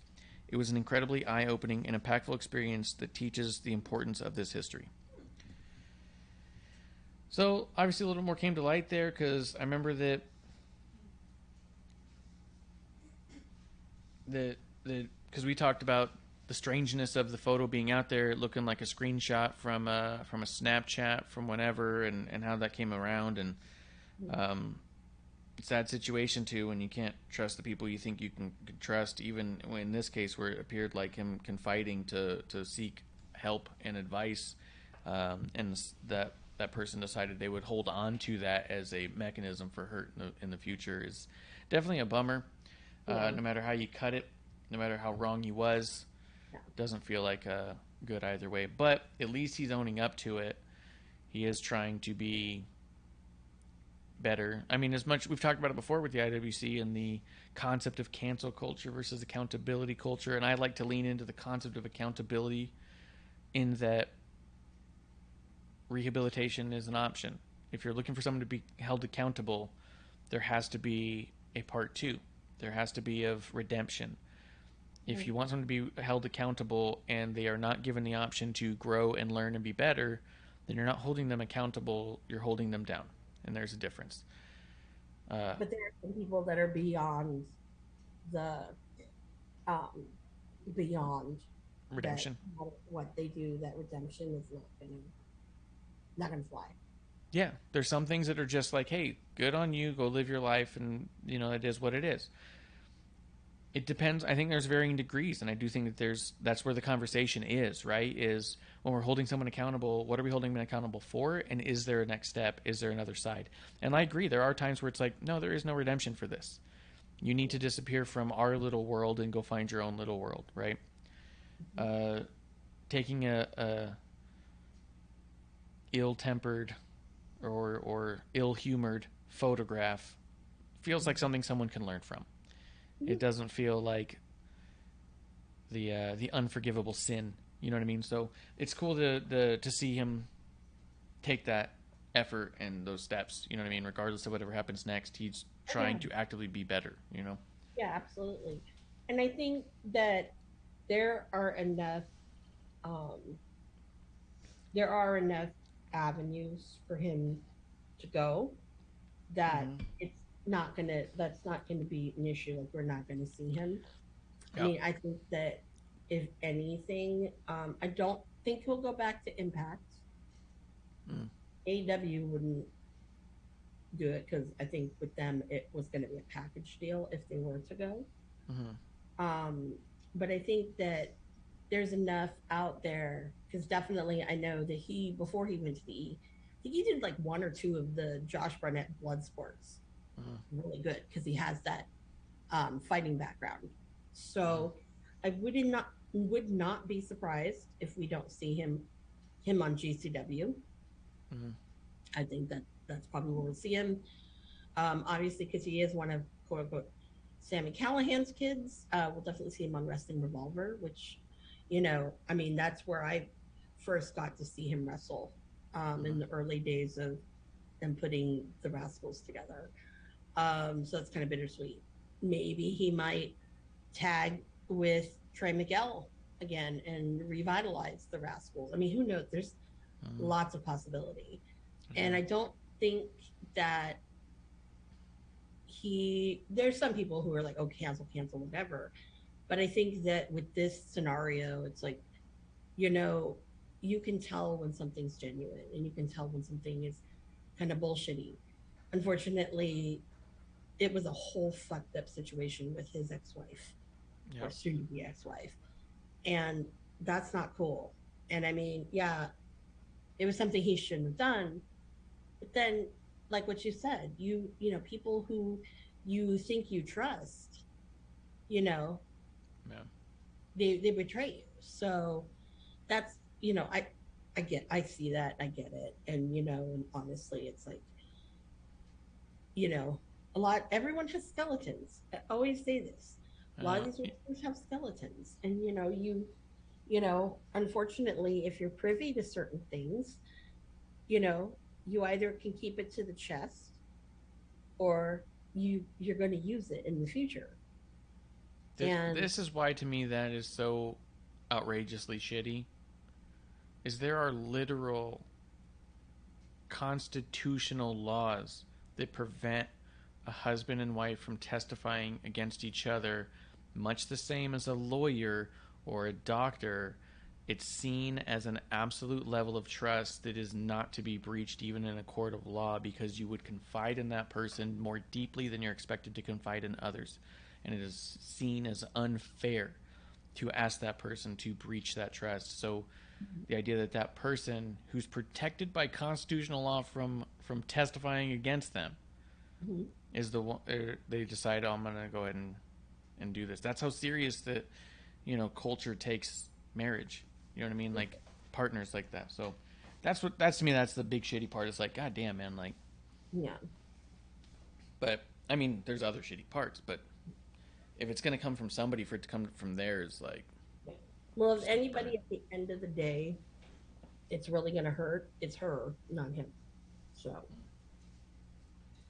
but that's on her. So. Yeah. I mean, but I'm excited for Wesley and what he's doing, and if they're doing something with him. I'm not saying he needs to be in a tag team. It doesn't got to be with Nathan, but they did work really well together. Beautiful. It was. Yeah. Yeah. Because when you have people, I think I've said before, in my opinion, when you have people who do that style well, and you see them if they wrestle each other, compliment it. It just kind of, that's the light bulb in them. If we needed to do that, that's something to like keep on the back burner, because if we needed something, that would be a good one that, would be pretty magical, especially because they had such good chemistry in the ring. Yeah. And to be that high energy, fast paced, and look natural, that's unnatural. You know what I mean? They made it all make sense, and it was masterful. Yeah. Viking Raiders and Creed Brothers was just solid tag team action. No complaints there. What do you think about all the Santos and Tony D'Angelo video packages throughout the night? The Tony D'Angelo ones, at least on his side, was kind of, I don't know. I'm like, what are you trying to get at? I feel like by the time we got to the match, I kind of forgot what they were like in the ring. I feel like we've done so many cinematic video packages with them that by the time that the bell rang, I was like, oh yeah, they're wrestlers. You know what I mean? Yeah. And then they started wrestling, and I was like, oh yeah, they're both pretty good. And then the match delivered, and it was awesome, and it was an amazing story in there. But I feel like that by the end of the program there, the video cinematic packages they've done for the past like 5 or 6 weeks has actually drawn away from the build of the match. It definitely was building towards their confrontation, but the concept of it actually being a match was really not a focal point there. No, it was a little awkward with it. But, it started out, like, I loved the first couple of those cinematic vignettes. Loved them. They stood out. They looked different. And then it just kind of got, like today, with Tony's, when they, that first one, I'm like, this is just kind of, I'm like, I don't get it. I'm like, I was like, okay, why am I feeling like I really don't want to see that match? Yeah, that's the impression at first that I got. Yeah, I wasn't feeling. But And then it happened. I thought the match was fantastic. Yeah. I thought it was so good. I was like, man, I just wish they would wrestle more. I also felt like the idea that they were in these cinematic stories, but they weren't in anything that involved in-ring action, that like you really forget we're talking about wrestlers and we're talking about a wrestling match and what that's going to look like. That it was just kind of one of those weird things where you see them and you go, oh, I wish we saw them wrestle more before we got here, even if it wasn't against each other. You know what I mean? Like, just remind you that that's what they do and that's what we're doing here. Because, like, it was so standout different. It was such a different feel from everything else that it was almost like a different show within the show. Oh, yeah. So, I don't know. Just thought I'd ask. We'll run through a couple other things that happen in here. Grayson Waller and Tiffany Stratton, they're starting to hit it a romantic thing. I didn't like that hint, but I do like them together as a unit, so we'll see how it goes. Yeah, they're really good together, but we always have to go back to that romantic bullshit. Yeah, not everything has to be a relationship like that. But yeah, so Waller tells her to watch him. He's going to take care of Andre, and as he's walking away, she kind of like checks him out, like, babe, what's going on over there? Let me check out those Wallers. You know what I mean? Yeah. And so it was just kind of like, I didn't like that she had to like check him out on the way out. Like, I wished it was still more of where we've been getting. Yeah, it didn't work out well for Indy. Yeah, it didn't work for Indy. It didn't work for Persia. It didn't even work for Johnny and Candace. I mean, Christ. They're married and have a kid. It didn't work. With the fucking love stories, damn. Yeah, they're not good at these. Like, fuck, it nearly ruined Seth Rollins. Yeah. Let's focus on their characters. Yeah. Tiffany is I don't mind using relationships in stories here and there, or I don't mind a couple characters getting together for purposes of things, right? But like, they try it all the time with so many people, and it most of the time doesn't work. You got to pick and choose your spots. You know what I mean? Like, it can't be every time two people of opposite sex have chemistry on screen that they have to be a couple now. You go, no, they can also just maybe be friends with good chemistry. We not have Adam Cole and Britt Baker shoved down our throats. Thank you. Yeah. Let's see. Someone in the chat here. The man with 3 H's. AEW killed my baby, the black and gold. Nevertheless, great to see my boys Adam, Kyle, and Bobby doing well. It's an interesting concept of doing well. Huh. I mean, They're on TV, I guess. O'Reilly. Oh, Parks. Yeah, I mean, I love Bobby. I'll tell you this. I mean, for people who are Undisputed Era fans from Black and Gold, I've been surprised at the amount of people who have turned since they've turned to AEW. They liked them in NXT, but don't like them on AEW. I've been surprised at that because I wasn't a big fan of them in NXT, so it's not that big of a departure for me to not be that invested in them in AEW. But I have seen a lot of people who loved them in NXT say they don't like them in AEW, and that was a bit of a surprise to me. So kudos to this dude who's just liking them all the way through. Like, hell yeah, dude. Like, that's really supporting your faves, if you ask me, you know? I personally, as Red Dragon person, so. Yeah. Yeah. And really, when Undisputed Era was at their height, I wasn't watching NXT. That's true. Yeah. Yeah. And it is nice to see Bobby doing a little bit more regularly stuff, but he was getting injured a lot while he was in NXT, and that was a shame. He was, and I was like, damn, Fishy is like old, guys. Yeah, he's got fish bones. I guess so. He's got little brittle fish bones. But he was great. I loved him. Totally cool dude. Yeah. And O'Reilly's been my favorite since they were in Black and Gold, and arguably he's not having one of the best runs over there in AEW. So maybe it's part of my frustration too, is I can't even like root for the one I liked. He does say, not gonna lie, with NXT 2.0 and AEW now, it's like the lesser of two evils. I mean, I'm really enjoying 2.0 because it is so different, but I didn't like better. Black and Gold. Yeah. For me, it's getting better 2.0. Sometimes there's some low things, but for the most part, yeah. And AEW, I run hot and cold. Yeah, like they'll have a great week and then like 2 bad weeks, and then a great top of the hour and then a bottom, like an awful second hour, and it's kind of like, real hot and cold. Yeah. But I also wasn't a big fan of Black and Gold, so it's not a big departure to say that 2.0 being so drastically different is more exciting to me and something I like more. Like, makes sense. And I also understand when people who love Black and Gold are not enjoying 2.0 because it is so different, and if that's what you liked, it's not what you're getting. Like, I don't know. That's what I think is fun about the conversation of it all, is like, did you love Black and Gold? Yes or no? You're going to like NXT based off the opposite answer, you know? Mm-hmm. So for me, like, these are all guys that, you know, when it was Black and Gold, I saw in the Indies. So it's just like, okay, I've been there, done that, you know, but there's a lot of nostalgia that's in that, and I understand that, and I get it. But there was a lot of things too that I'm like, damn, I wish that, you know, we could have seen more of. And I think that the whole thing with Ciampa and Thatcher, that was beautiful. Yeah, and that was amazing. And that was, and actually, I got to see Thatcher last week. Russell, and I got to talk to Timmy for a little bit. Totally good to see him. And I was like, I said, man, you and Ciampa. And he said, that's kind of magical, didn't you think? And I go, oh yeah. I said, that chemistry. And I said, I don't even remember you guys like wrestling each other. And he said, once. In the cage. He said, the fight pit. And that was amazing. Yeah. And I said, you know, it's no, but on the indies. Oh, okay. On the indies, though.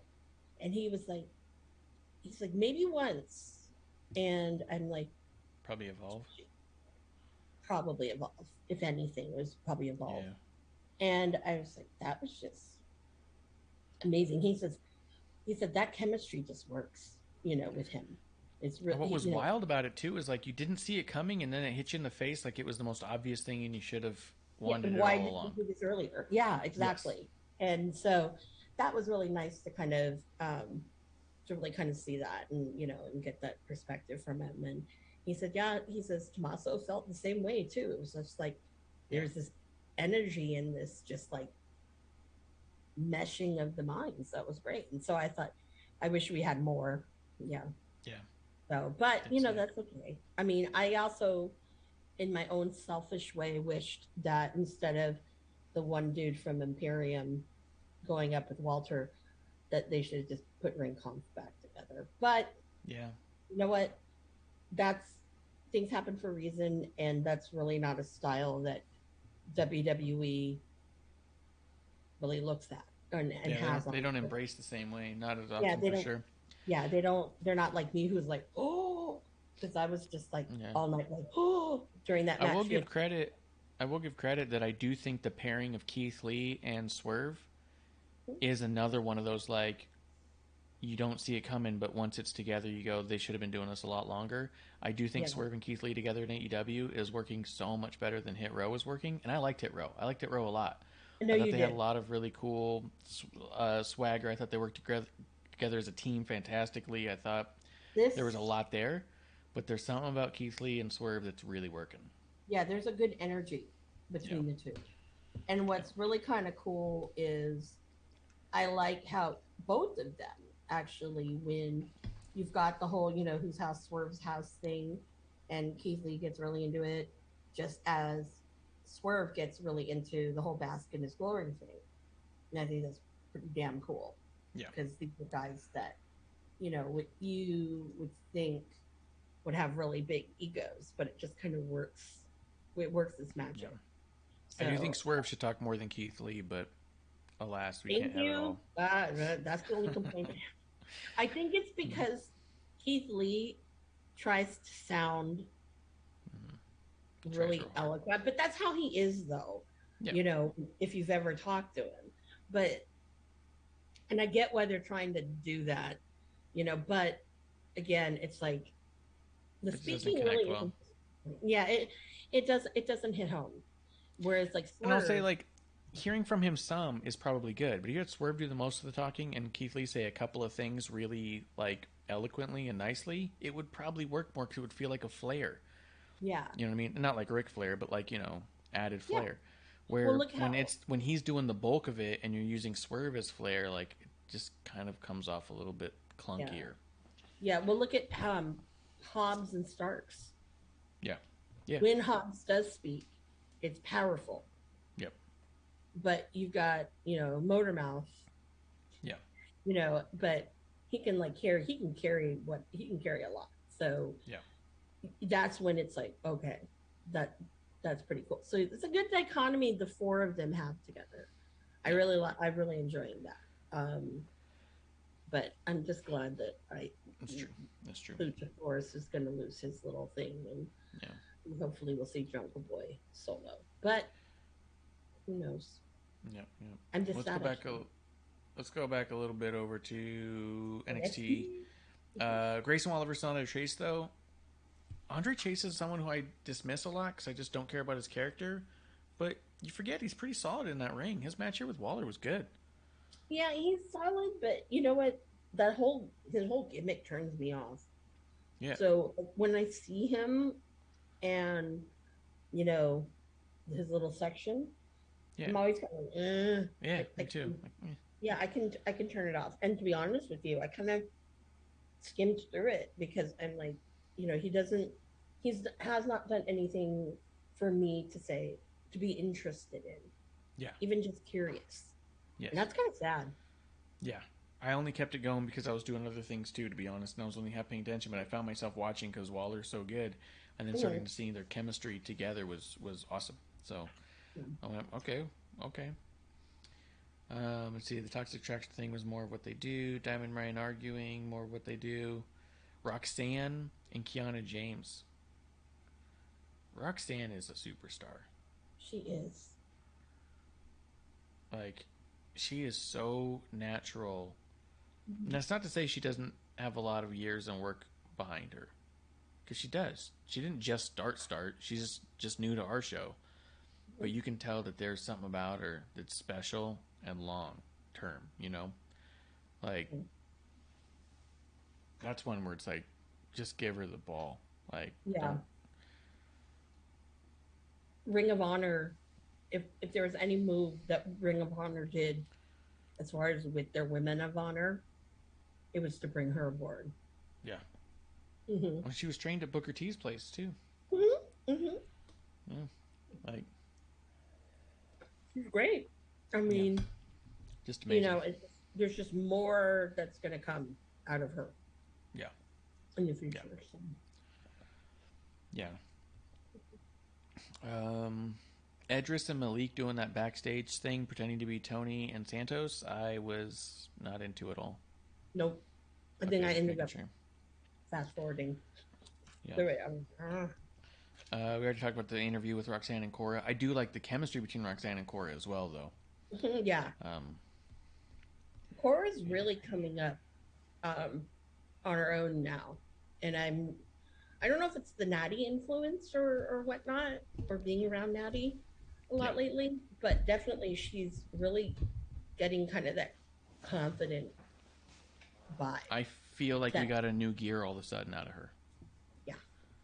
I feel like she was doing the stuff with Toxic Attraction, and on the mic she hit a new gear, but in the ring it wasn't quite there. And I feel like that all of a sudden when she was in the ring with Natty, it was like, okay, new gear.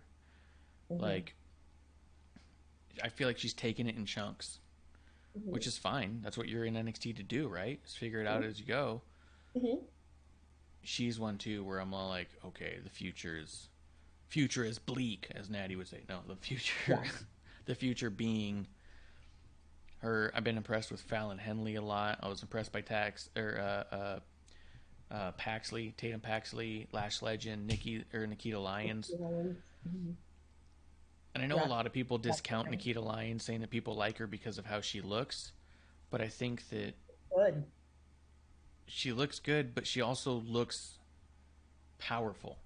You know what I mean? Like, she's not just thick. Yeah, when you're bigger, that's the hard thing, because you can either look like a Nia Jax where you look clunky. Yes. Or there's that fluidity like a Tamina and Natty, where, you know, it's a whole different thing. So that's where I see Nikita Lyons, and that's what I like about her. Yes, she's definitely in that Natty, Tamina powerhouse. Sexy, strong, right? But also like fluid in movement, and like her having an MMA background, she moves really well when it comes to striking and stuff. So absolutely. I just want to say that because I've seen a lot of people be really dismissive of people who say they like Nikita, or like, oh, because of this body part or that, and it's like, no, because she's a total package. And she's really smooth at this. Like, you see her come out, and people's like eyes bug a little bit, but then you see her do what she does, and you go like, "Oh shit!" Because there's at first, lot here. Because I will say that at first I'm like, she's just here for eye candy, you know. Mm-hmm. I'm like, but as I've been seeing her wrestle, I'm like, she's got that Natty Tamina vibe, you know. It's a bigger girl, and I dig it. Yeah, you can kick your chest in. Mm-hmm. Yeah, people like her. Another one, Awesome Kong was one. You know that she. Oh God, I love her. Beth Phoenix. She was one. Yeah, Beth Phoenix. I mean, I would honestly pick a fight with CM Punk before I'd pick a fight with Nikita Lyons. Yeah. But I think I could make Phil cry. I think most people could. It feels like a fragile ego type. Yeah, but if he was face to face with me, like Ocean Spray, oh yeah, he'd cry. I'd make him cry. Yeah. And then Cole, don't do that. Like, shush. Defending your honor. Shut up. Because I'm doing what you wouldn't do. Yeah. You call him a name and he starts crying. It's a mess. I think it's everything from NXT. Really, we talked about it. We talked about it scrambled, but we talked about everything. Yeah, I mean, with NXT now, it's really kind of. I was a little sad. We were Wendy Chuless. Yeah, she always brightens my week, but that's okay.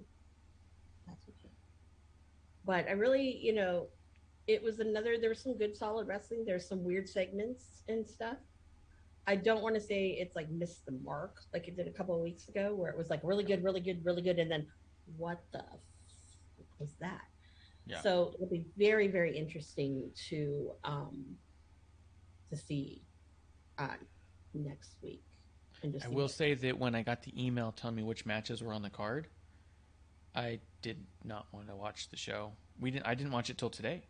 Because when I saw the thing come out, and I was kind of like, I'm in no hurry to watch this. And we stayed up watching other stuff. And yesterday I was like, I'll get around to it when I get around to it. And then when I finally sat down to watch it, I was like, okay, this is much better than I expected it to be. Well, I don't ever usually look at the cards.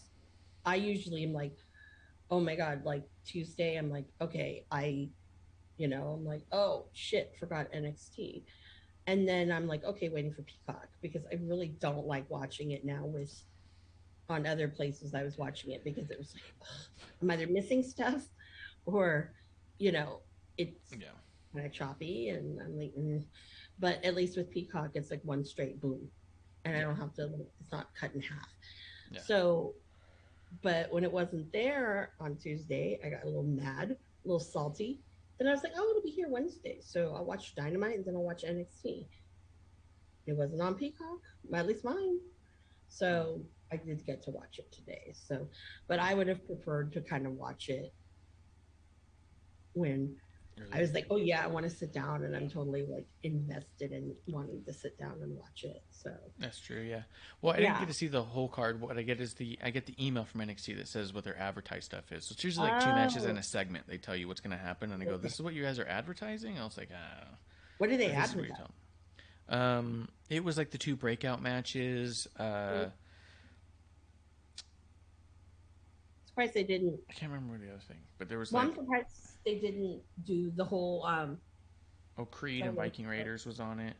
Okay. And I think they said Santos and Tony, but they might not have even. Oh, I think it was that Braun Breaker was going to address Gacy. It was the Viking Raiders and Creed, and then it was the 2 breakout matches. And I was all like, I'll see it when I see it. Yeah. You know what I mean? Like, I would have been. You tell me about. Yeah, you tell me about Trick and Mello versus Sikoa and Cameron Grimes. Oh yeah, I'm all about that life. But that's true. Yeah, true. I mean, Sikoa is incredible. I want to make this comment about Cameron Grimes. Okay. When he came out, I'm like, every time he comes out, I'm like, I don't know who you are anymore, dude. Like, you shaved again. Yeah. I was like, producer thinks that he looks like a Daniel Bryan. Kinda. But he's gotten a little yoked. And, not to say that he wasn't in shape before, because he was. Yeah. Yeah. But I'm like, that's the Carolina caveman. Not anymore, I guess. So, I thought that was kind of cool. But yeah. No, I got you. Then when I watch the Hardys, I'm always thinking, yep, they helped Cameron Grimes. Yeah. Not too shabby. Yeah, them, Shannon Moore, someone else. Hurricane Helms. Mm-hmm. Oh, that's cool. That's cool.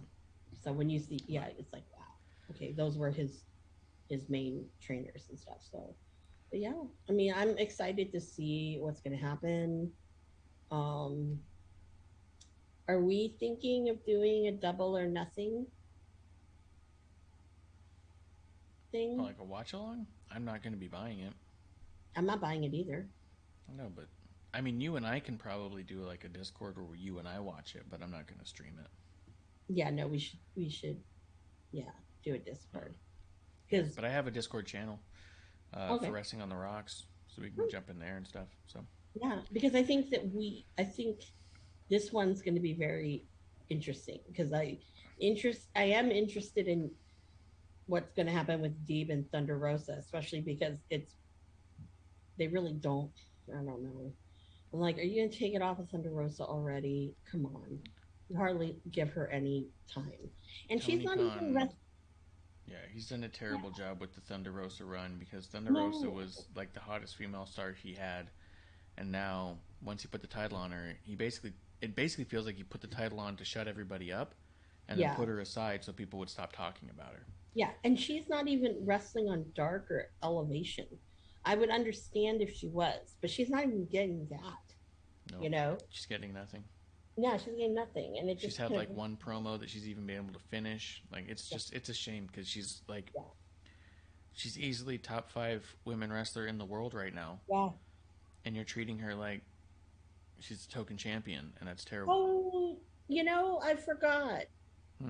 For our news, Nicole Savoy retired this weekend from professional wrestling. Who's Nicole Savoy? Nicole Savoy was the Shimmer, like the longest running Shimmer champion. She's from Bay Area, and she did her last show at Hood Slam, and she announced that she's hanging it up. And against who? Do you know who it was against? Dark Sheik and someone else. Yeah, and so, it's Nicole is great. The one thing that I know Ring of Honor before all this stuff had got her. Actually, Marty had gotten her to convince her to go over to Ring of Honor. Yeah. And pandemic happened, and so she never really got to go over there. And it's just really kind of sad. Don't know what her future is going to hold. I think maybe she might be doing some training people. But yeah, she's going to be missed. She was, I think Thunder Rosa brought her out a lot too for Mission Pro, if I'm not mistaken. But definitely it's a big loss for, women on the indies. So Jamaica, who knows, but definitely a big loss because she's really good. Yeah. One of my favorites I've been watching for years. So well, cheers to her. And we'll see her down the road.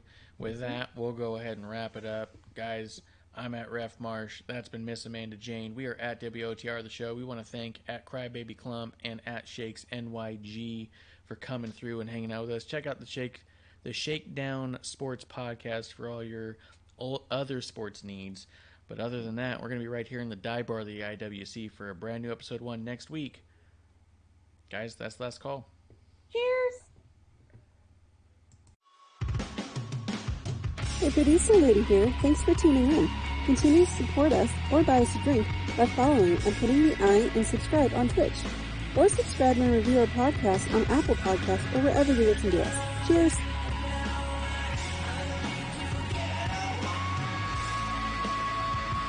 I would never have a drink with wrestling on the rocks.